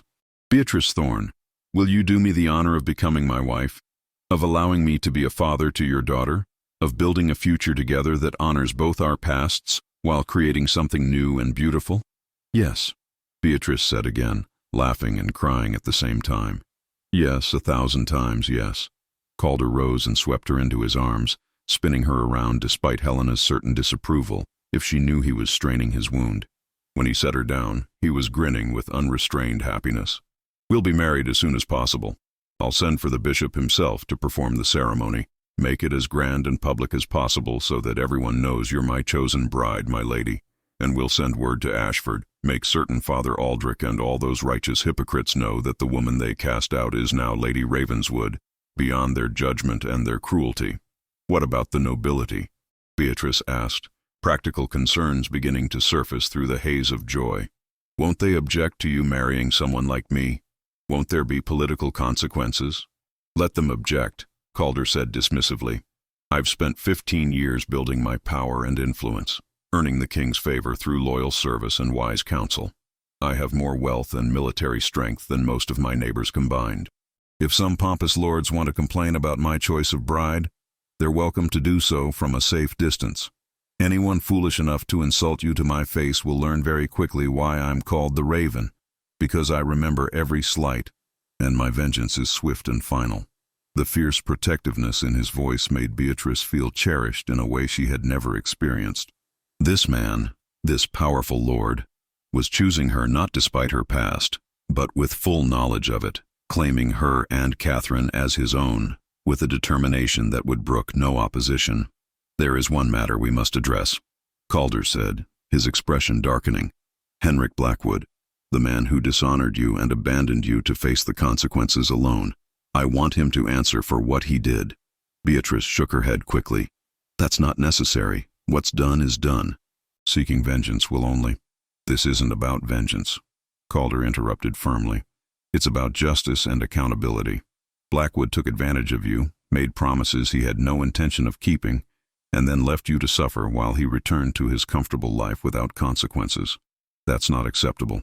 As your betrothed and soon-to-be husband, I have the right to demand satisfaction for the wrong done to you. What will you do? Beatrice asked, worried about where this might lead. I'll visit Lord Gareth Blackwood and his son, Calder said, his silver eyes cold and calculating. I'll inform them of our betrothal and make it clear that Catherine is under my protection now, a member of my household and family. And I'll extract from Henrik Blackwood a formal apology and restitution for his actions. Nothing violent, nothing that could start a blood feud, but he will acknowledge what he did and face consequences for it. The thought of Henrik Blackwood being forced to account for his actions filled Beatrice with a satisfaction she hadn't expected. For so long she had accepted blame and shame for what had happened, had allowed herself to be cast as the villain in her own story. The idea that the man who had actually wronged her might face justice was intoxicating. When will we marry? She asked, changing the subject to something more pleasant. A month, Calder decided. That will give us time to prepare properly, to send invitations to those whose attendance would be politically useful, and to commission appropriate clothing and jewelry for you. You'll need a wedding dress worthy of a lady, and Catherine will need new clothes as well. I want everyone to see how beautiful you both are, how lucky I am to have found you. The next weeks passed in a whirlwind of activity and preparation. News of Lord Ravenswood's betrothal spread through Thorndale like wildfire, and while some were surprised by his choice, none dared voice disapproval. The villagers who had come to know and respect Beatrice were delighted, celebrating her good fortune and treating her with the deference due to their future lady. Helena was particularly pleased, embracing Beatrice with uncharacteristic warmth. I knew there was something between you two, she said with satisfaction. The way he looked at you, the way he always found excuses to visit the healing house. I'm happy for you both, Beatrice. You deserve this happiness, and Lord Ravenswood deserves someone who can bring light back into his life. Anna was equally thrilled, immediately volunteering to help with wedding preparations and begging to be allowed to continue working with Beatrice even after she became lady of the manor. You won't abandon the healing house, will you? She asked anxiously. You've learned so much, and we work so well together. I won't abandon it, Beatrice promised. If anything, I'll be able to do more once I have the resources and authority of Lady Ravenswood behind me. We can expand the healing house, train more apprentices, ensure every village in Lord Ravenswood's lands has access to proper medical care. True to his word, Calder sent a messenger to the Blackwood estate, requesting a meeting with Lord Gareth and his son Henrik. The messenger returned 3 days later with word that the Blackwoods would receive Lord Ravenswood at their manor the following week. Calder departed with an escort of 20 armed men, leaving instructions for the wedding preparations to continue in his absence. He returned 5 days later, his expression grim but satisfied. Beatrice met him in the manor hall, anxiety knotting her stomach. What happened? Justice, Calder said simply. Henrik Blackwood has been made to understand the consequences of his actions. He signed a document acknowledging his relationship with you and accepting financial responsibility for Catherine's upbringing. That money will be set aside for her dowry when she comes of age. He also provided a written apology, though I suspect his father had to threaten him significantly to extract it. He handed Beatrice a sealed parchment. She broke the seal and read the contents, her hands trembling slightly. The apology was stiff and formal, clearly written under duress, but it was there nonetheless, an acknowledgement of wrongdoing, an acceptance of responsibility. Lord Gareth was mortified, Calder continued. Apparently, Henrik has made a habit of seducing young women and abandoning them. His father had no idea, or claimed he didn't. Either way, Henrik will be watched more carefully in the future, and any further incidents will result in him being disinherited.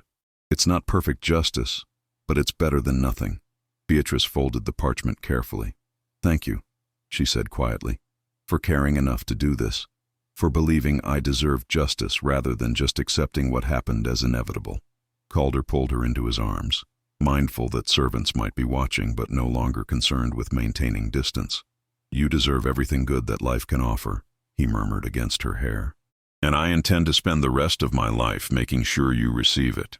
The wedding day arrived with clear skies and unseasonably warm weather for late autumn. The village church had been decorated with fall flowers and greenery, and every resident of Thorndale, along with guests from neighboring estates, packed the building to capacity. The bishop himself had arrived the previous day, a portly man who had known Calder since childhood and approved heartily of his choice of bride. Beatrice stood in a small room off the church sanctuary, staring at her reflection in a polished bronze mirror and barely recognizing herself. Her wedding dress was a masterpiece of dark blue velvet and silver embroidery, fitted to her figure and flowing to the floor in elegant folds. Her hair had been washed and brushed until it shone, then braided and coiled with silver ribbons woven through it. A circlet of silver set with sapphires rested on her brow, marking her new status. She looked like a lady, like someone who belonged at Lord Ravenswood's side. Helena entered, carrying Catherine, who was dressed in a tiny gown of white silk with silver embroidery to match her mother's dress. "Are you ready?" Helena asked gently. Beatrice took a deep breath and nodded. "I'm ready." The ceremony itself passed in a blur of emotion and ritual. Beatrice walked down the aisle on Gerard's arm, the old soldier having volunteered for the honor since her own father was not present. She saw Calder waiting at the altar, dressed in black and silver, his silver eyes fixed on her with such love and devotion that she felt tears threaten. The bishop spoke of love and commitment, of the sacred bond of marriage and the responsibilities it entailed. Calder made his vows in a strong, clear voice, promising to love, honor, and protect Beatrice for the rest of his life. When it was her turn, Beatrice's voice trembled but held, promising the same devotion and commitment. "I now pronounce you husband and wife," the bishop declared. "Lord Ravenswood, you may kiss your bride." Calder stepped forward and took Beatrice's face in his hands, kissing her with a tenderness that made the assembled crowd sigh with approval. When they broke apart, he whispered for her ears alone, "My wife, my love, my Beatrice." The wedding feast that followed was a celebration unlike anything Thorndale had seen in 15 years, not since before the plague had stolen Lord Ravenswood's first family and cast a shadow over the manor. The great hall had been transformed, its stone walls draped with tapestries and banners in the Ravenswood colors of black and silver. Long tables groaned under the weight of roasted meats, fresh bread, autumn vegetables, and delicacies imported from distant lands. Barrels of ale and wine flowed freely, and musicians filled the air with lively melodies that had people clapping and stamping their feet in time to the music. Beatrice sat at the high table beside her new husband, still adjusting to the reality of her transformation. Just months ago, she had been cast out of Ashford, starving and desperate, with no hope beyond simple survival. Now she was Lady Ravenswood, mistress of vast estates, surrounded by people who celebrated her happiness rather than condemned her existence. It seemed like a dream, beautiful and fragile, and part of her feared she might wake to find it all vanished like morning mist. Calder seemed to sense her thoughts, because he took her hand beneath the table and squeezed gently. "This is real," he murmured, leaning close so only she could hear over the noise of the celebration. You're my wife now, Beatrice. Nothing and no one can change that. You're safe, protected, and loved. Let yourself believe it." She turned to look at him, this man who had become her husband, her protector, her unexpected salvation. His silver eyes held warmth and promise, and when he smiled at her, she felt something loosen in her chest, some tight knot of fear and disbelief finally beginning to unravel. "I'm trying," she admitted. "It's just so much to take in. Everything has changed so quickly." "Good changes," Calder said firmly. "The best kind of changes. And there are more to come. I've already begun the formal adoption proceedings for Catherine. By spring, she'll legally be Catherine Ravenswood, my daughter-in-law, as well as in my heart. No one will ever be able to question her legitimacy or her right to the protections and privileges of my house." Tears pricked Beatrice's eyes at the mention of her daughter.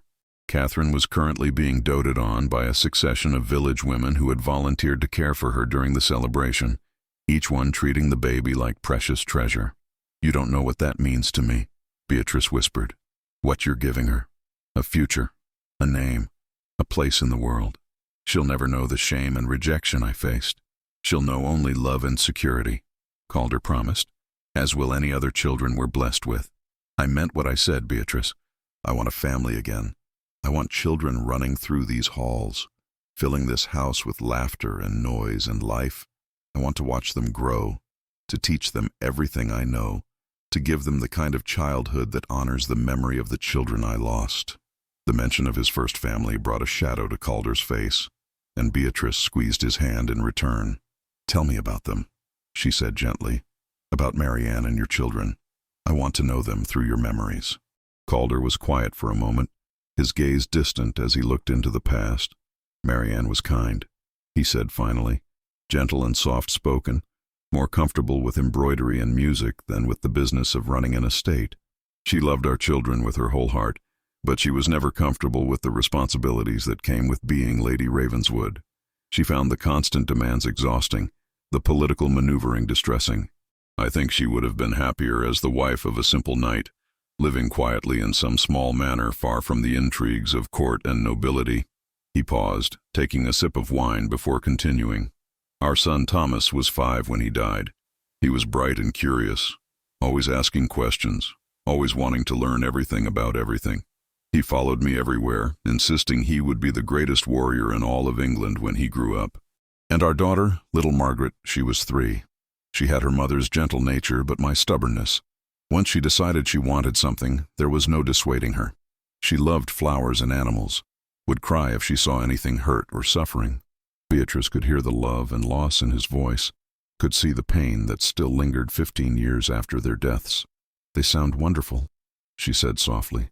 "And I promise you, Calder, I won't try to replace them or make you forget them. They'll always be part of you, part of your story, and I'll honor that." Calder turned to her, his expression intense. "That's one of the reasons I love you, Beatrice. You understand loss because you've experienced it yourself. You don't try to minimize pain or pretend the past doesn't matter. You accept all of me, including the broken parts, just as I accept all of you." Their conversation was interrupted by Gerard, who approached the high table with a grin and a goblet raised high. "My lord, my lady," he called out, his voice carrying over the noise of the feast. "A toast to Lord and Lady Ravenswood. May their union be blessed with love, prosperity, and many children to carry on the Ravenswood name." The assembled guests erupted in cheers, raising their own cups and goblets. "To Lord and Lady Ravenswood," they chorused, and Beatrice felt her cheeks flush with pleasure and embarrassment at being the center of so much positive attention. As the feast continued, various guests approached the high table to offer their congratulations and present gifts. Neighboring lords and ladies, some of whom had traveled considerable distances to attend, spoke warmly of their pleasure at seeing Lord Ravenswood happy again. Beatrice noticed that while a few regarded her with barely concealed curiosity or skepticism, most seemed genuine in their welcome, apparently willing to accept their host's choice of bride without judgment. One guest in particular caught Beatrice's attention, a woman of perhaps 40 years, elegantly dressed in deep green velvet with her dark hair elaborately styled. She approached the high table with confidence and offered a graceful curtsy. "Lord Ravenswood," she said, her voice cultured and warm, "it's been too long since we've spoken, and you must be Lady Beatrice. I am Lady Sybil Thornbury, mistress of the estates to your east. I wanted to welcome you properly to our circle of nobility." "Thank you, Lady Sybil," Beatrice replied, trying to match the other woman's poise. "Your kindness is much appreciated." Lady Sybil smiled, and it seemed genuine rather than merely polite. "I've heard something of your story, my dear, and I must say I admire your resilience. Not many women could survive what you've endured and emerge stronger for it.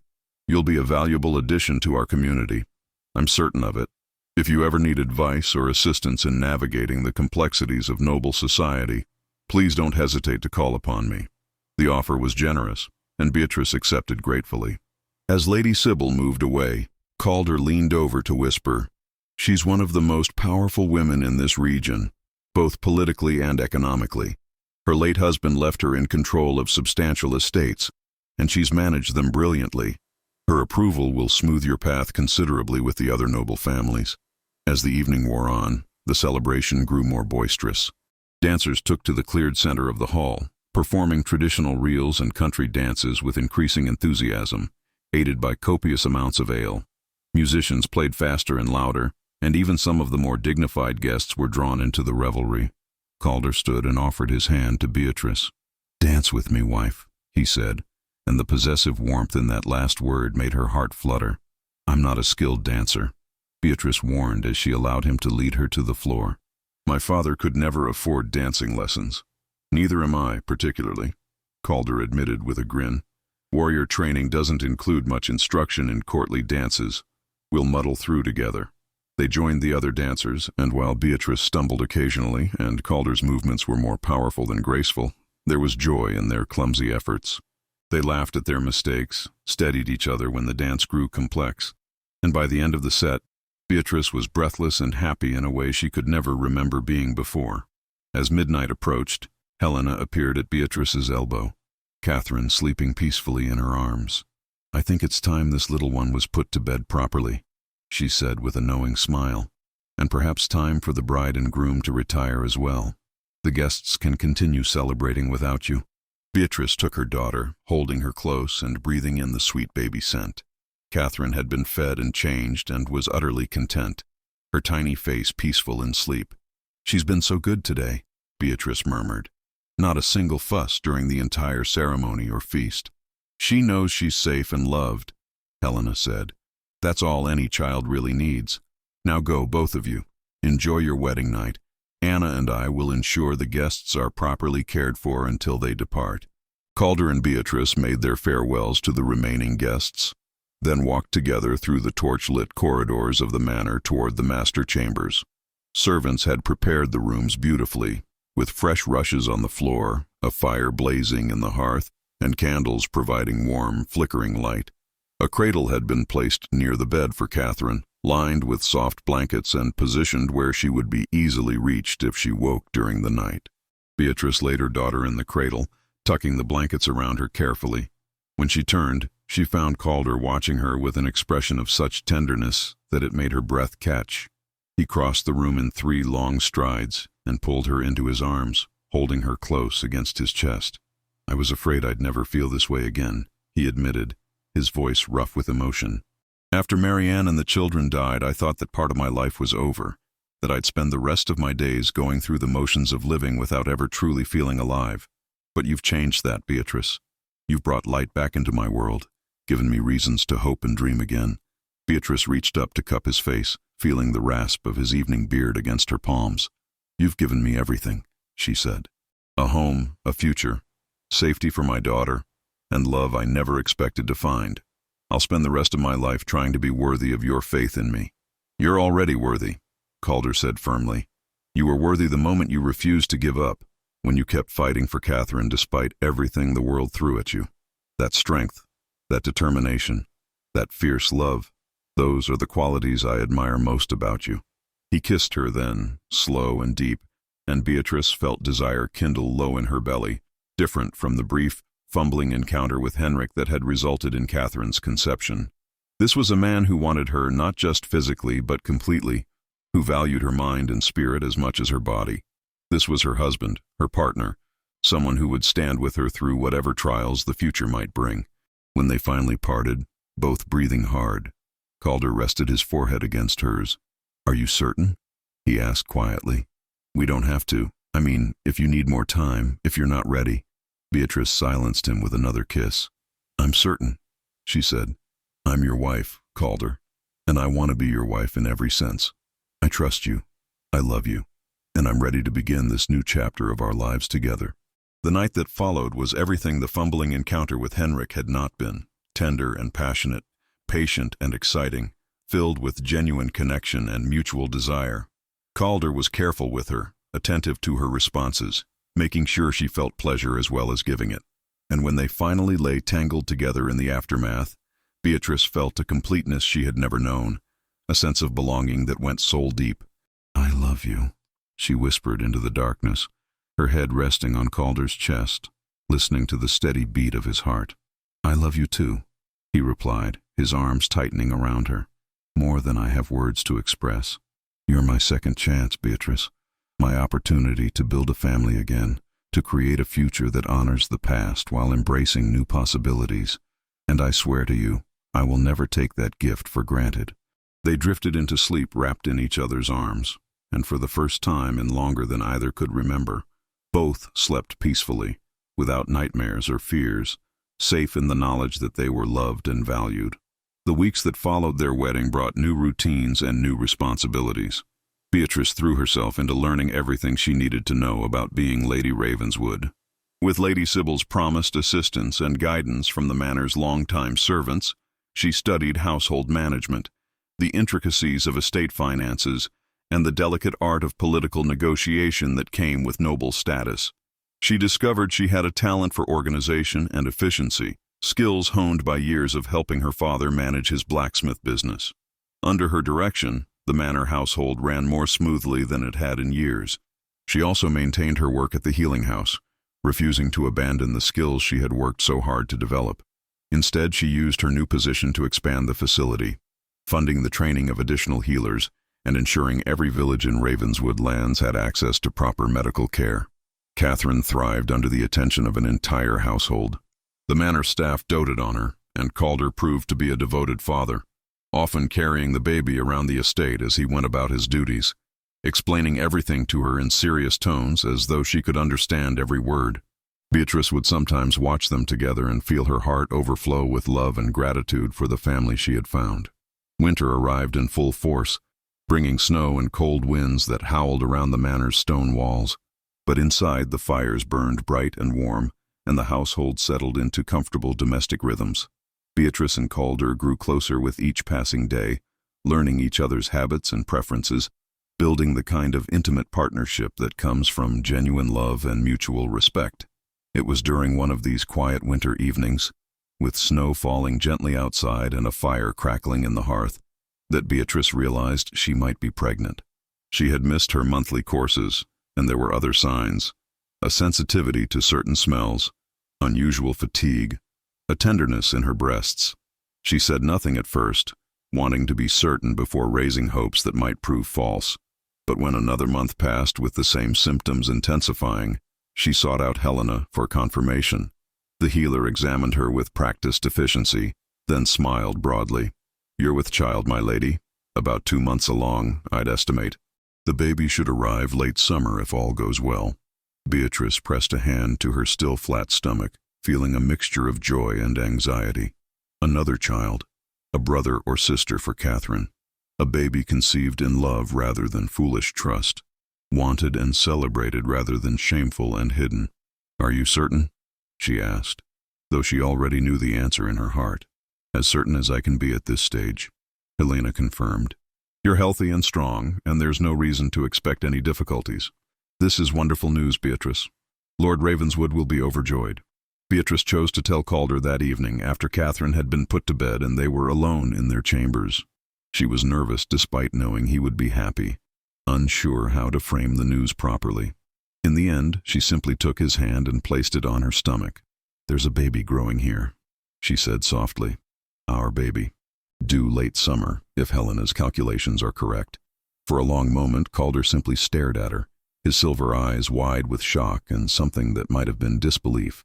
Then slowly, wonder transformed his features, and tears began to stream down his face unchecked.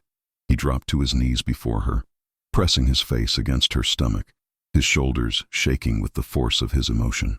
"A child," he whispered, his voice breaking. "Our child. Beatrice, I never thought. I didn't dare hope." He couldn't finish the sentence, overcome by feelings too powerful for words. Beatrice ran her fingers through his dark hair, her own tears falling freely. "We're going to have a baby," she said, needing to speak the words aloud to make them real. "Catherine will have a brother or sister. We're building our family, just as you wanted." Calder looked up at her, his face wet with tears but transformed by joy. "I love you so much," he said fiercely. "You've given me everything I thought I'd lost forever. Hope, happiness, a reason to believe in the future, and now a child of our own blood, a living symbol of our love." He stood and pulled her into his arms, holding her with exquisite gentleness as though she might break. "I'm going to protect you both," he vowed. "Nothing will harm you or our baby. I swear it on everything I hold sacred." "I know," Beatrice said, feeling utterly safe in his embrace. "I trust you completely, Calder.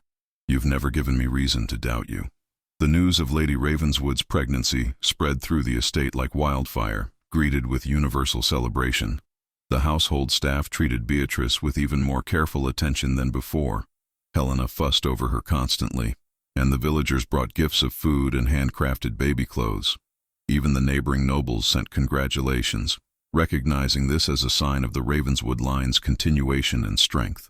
As winter gave way to spring, Beatrice's pregnancy became obvious.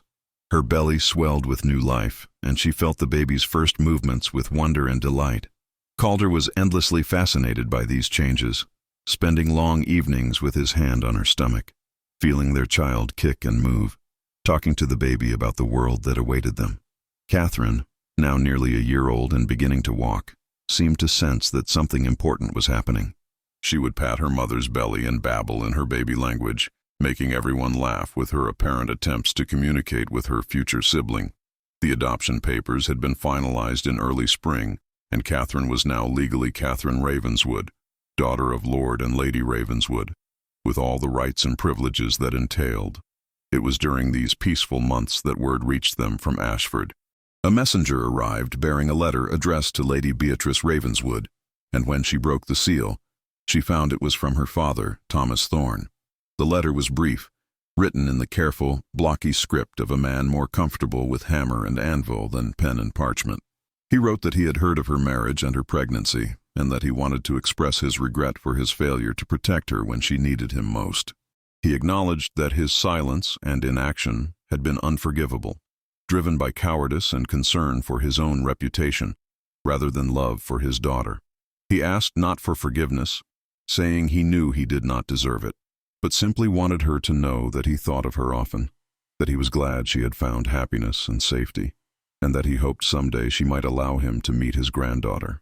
Beatrice read the letter 3 times, her emotions a complicated tangle of anger, sorrow, and something that might have been the beginning of forgiveness. When Calder asked what it said, she handed it to him without comment, watching his face darken as he read. "He abandoned you when you needed him most," Calder said, his voice tight with controlled anger. "Allowed those hypocrites to cast you out, did nothing while you faced exile and possible death. Words on parchment don't undo that betrayal, Beatrice." "I know," Beatrice said quietly, "and I'm not sure I can forgive him. Not completely, not yet, but he's still my father, Calder. He's still Catherine's grandfather, and the grandfather of the child I'm carrying now. Maybe someday, when the wounds aren't so fresh, when I've had time to process everything that happened, I can find it in myself to allow him back into my life in some limited capacity." Calder was quiet for a long moment, studying her face. Then he nodded slowly. "It's your decision, Beatrice. Your father. Your choice about whether to reconcile or not. Whatever you decide, I'll support you. But know this, if you do allow him back into our lives, if you give him the opportunity to know his grandchildren and he hurts you again in any way, there will be consequences. I won't stand by and watch you suffer a second betrayal from the man who should have protected you in the first place." The protective fierce in his voice made Beatrice's heart swell with love. "Thank you," she said, taking his hand, "for understanding that this is complicated, that I don't have simple answers or easy emotions about it. For now, I think I'll write back, acknowledge his letter, but make it clear that any reconciliation would be gradual and conditional. He needs to prove through sustained action that he's changed, that he truly regrets his failures. She drafted her response carefully, with Calder reading over her shoulder and occasionally offering suggestions. The letter she finally sent was polite but distant, acknowledging her father's regret while making it clear that trust, once broken, could not be easily rebuilt. She told him about Catherine's adoption, about her pregnancy, about her happiness with Calder, painting a picture of a life that had flourished, despite, rather than because of anything her father had done. It was not cruel, but neither was it warm, and Beatrice felt it struck the right balance between maintaining the door open for possible future reconciliation, while not pretending that everything was forgiven and forgotten. Spring blossomed into early summer, and Beatrice's pregnancy advanced without complications. She continued her work at the healing house for as long as Helena would allow, finally being ordered to rest during the final month before her due date. She spent these last weeks in relative leisure, playing with Catherine, reading from the manor's extensive library, and preparing the nursery for the new arrival. Calder had commissioned a beautiful carved cradle, its wood polished to a high shine and decorated with the ravenswood raven, along with delicate flowers and vines. Baby clothes had been sewn by the village women, each garment a tiny work of art. Everything was ready, waiting only for the baby to arrive. The labor began on a warm evening in late July, with the sun setting in a blaze of orange and gold beyond the manor windows. Beatrice felt the first contractions during dinner, mild at first, but growing steadily stronger. She said nothing until the meal was finished, not wanting to alarm Calder prematurely, but when they retired to their chambers, she quietly informed him that the baby was coming. Calder's face went pale, but he moved into action immediately, sending servants to fetch Helena and Anna, ensuring everything they might need was prepared and ready.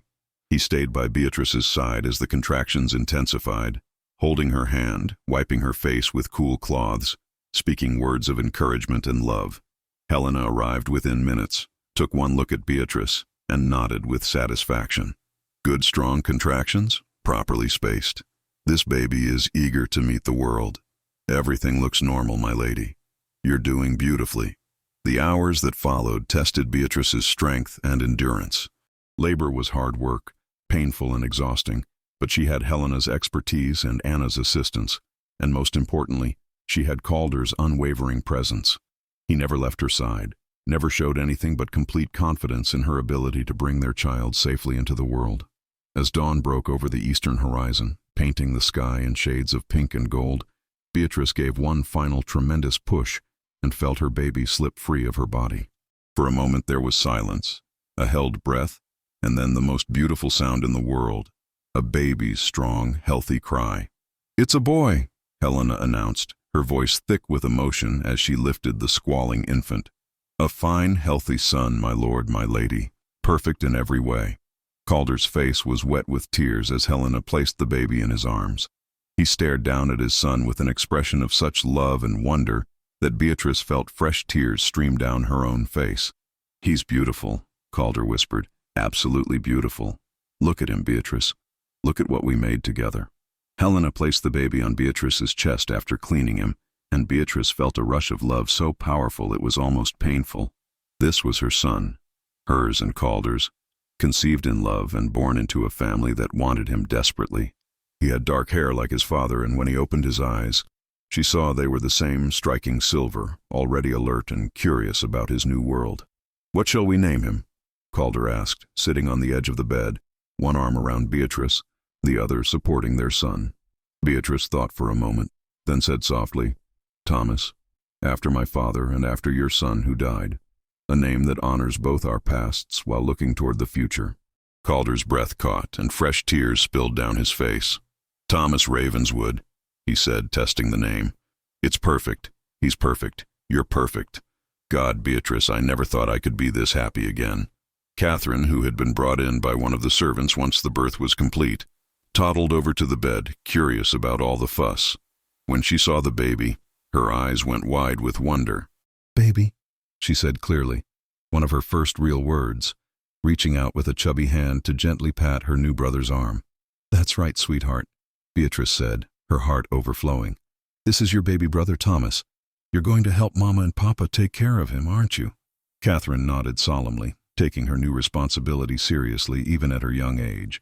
The picture they made, Calder, Beatrice, Catherine, and baby Thomas, all together in the morning light, was one of complete love and belonging. A family forged not just by blood, but by choice, by resilience, by the determination to build something beautiful from the ashes of past pain. In the days and weeks that followed, the manor hummed with contentment. Thomas proved to be a healthy, easy baby, nursing well, and sleeping in reasonable stretches.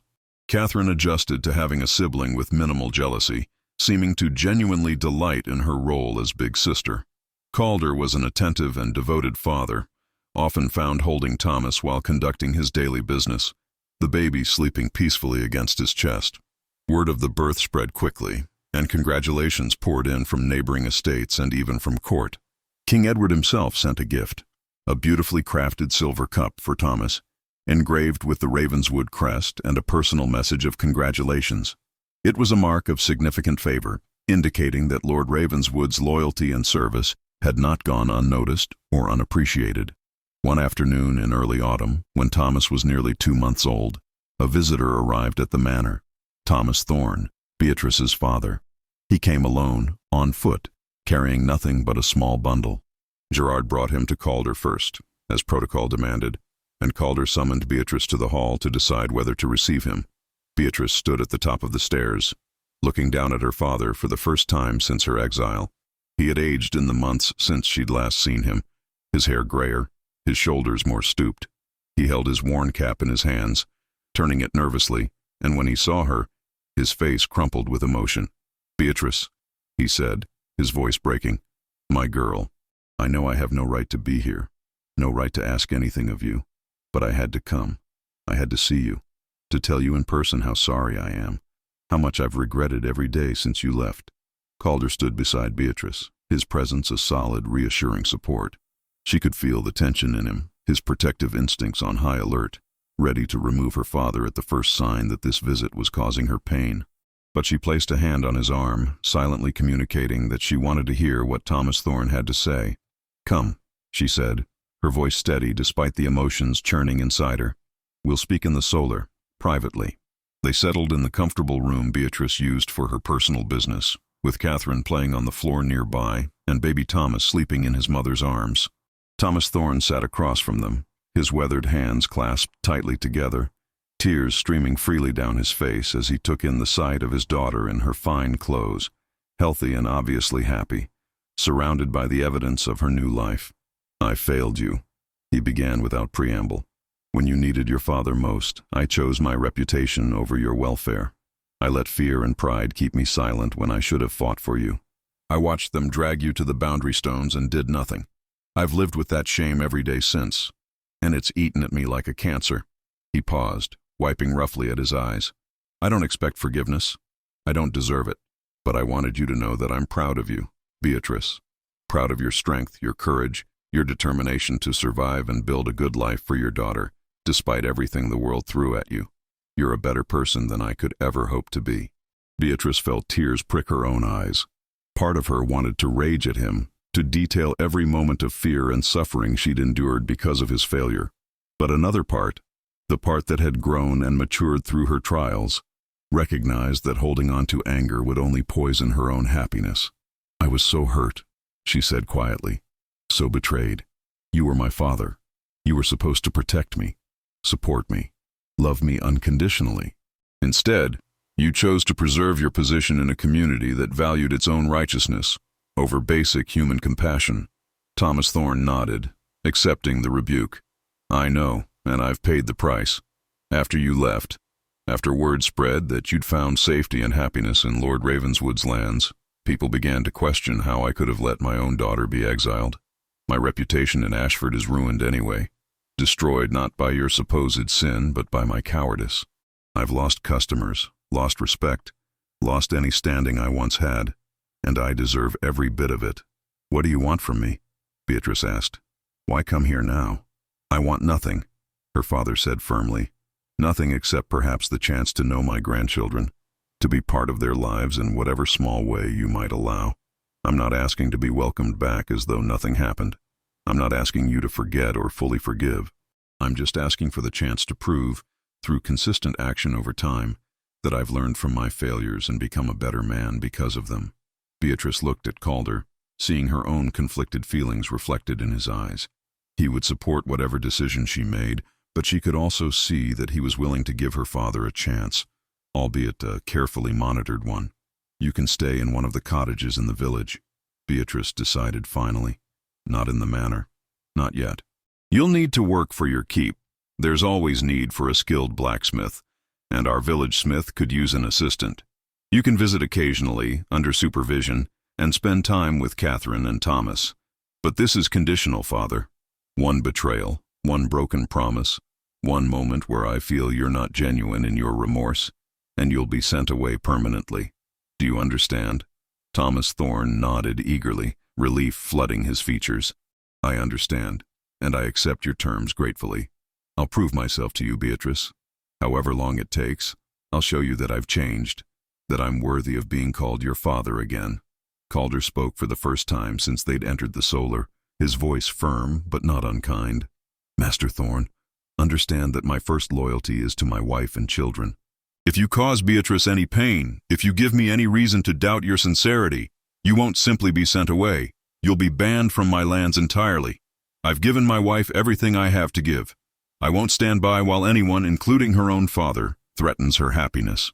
I understand, my lord, Thomas said respectfully, and I thank you for your mercy, both to my daughter when she needed it most, and now to me, though I deserve it far less than she did.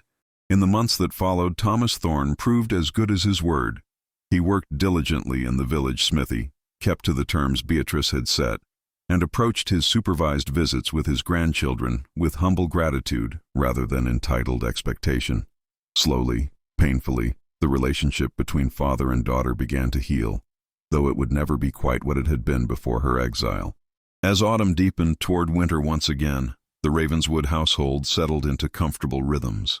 Catherine was talking in full sentences now, a bright and curious child who followed her father everywhere when she wasn't doting on her baby brother. Thomas grew from a tiny infant into a chubby, happy baby who smiled at everyone and rarely cried. The estate prospered under Calder and Beatrice's joint management. The villages thrived, and the healing house served an ever-growing number of patients. One evening, as snow began to fall gently outside the manor windows, Beatrice and Calder sat before the fire in their chambers, watching their children play. Catherine was teaching Thomas to clap his hands, and his delighted laughter filled the room. Beatrice leaned against her husband's shoulder, feeling utterly content. Do you ever think about what your life might have been like if Father Aldrich hadn't cast you out? Calder asked quietly. If you'd stayed in Ashford, if we'd never met? Beatrice considered the question seriously. Sometimes, she admitted, but not with regret. If I'd stayed in Ashford, I would have lived as an outcast, barely surviving, watching Catherine grow up under the shadow of shame and judgment. I never would have learned healing, never would have found my true strength, never would have met you or had Thomas. That exile, as terrible as it was at the time, led me to everything good in my life now. I think about it too, Calder said, pulling her closer. About how close I came to never meeting you, to spending the rest of my life going through the motions without ever truly living again. You were my second chance, Beatrice. My opportunity to have a family, to love and be loved, to build something beautiful from the ruins of loss. You saved me as much as I saved you. We saved each other, Beatrice corrected gently. That's what real love does. It doesn't demand one person be the rescuer and the other be rescued. It recognizes that we're all broken in our own ways, all carrying our own wounds, and it offers the chance to heal together. She turned to look at him, this man who had become her entire world, who had given her everything she'd never dared to dream of having. I love you, Calder Ravenswood. I love the life we've built, the family we're raising, the future we're creating together. Every hardship I endured, every moment of fear and desperation, was worth it because it led me here, to you, to this. Calder kissed her softly, tenderly, with all the love and devotion he'd shown her since that first night in the guest cottage when he'd chosen to offer shelter rather than judgment. And I love you, Beatrice Ravenswood. You're my heart, my home, my reason for everything I do. Whatever challenges the future brings, we'll face them together, as we always have. As the snow fell outside and the fire crackled warmly in the hearth, as their children laughed and played at their feet, Beatrice felt a peace and happiness so profound it seemed to fill every corner of her being.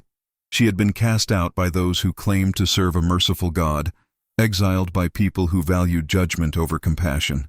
But from that darkness had come light, from that cruelty had come love, and from that ending had come a new beginning more beautiful than anything she could have imagined. She was Lady Ravenswood now, mother to 2 beloved children, wife to a man who cherished her, healer to hundreds who depended on her skills. She had found her place, her purpose, her family.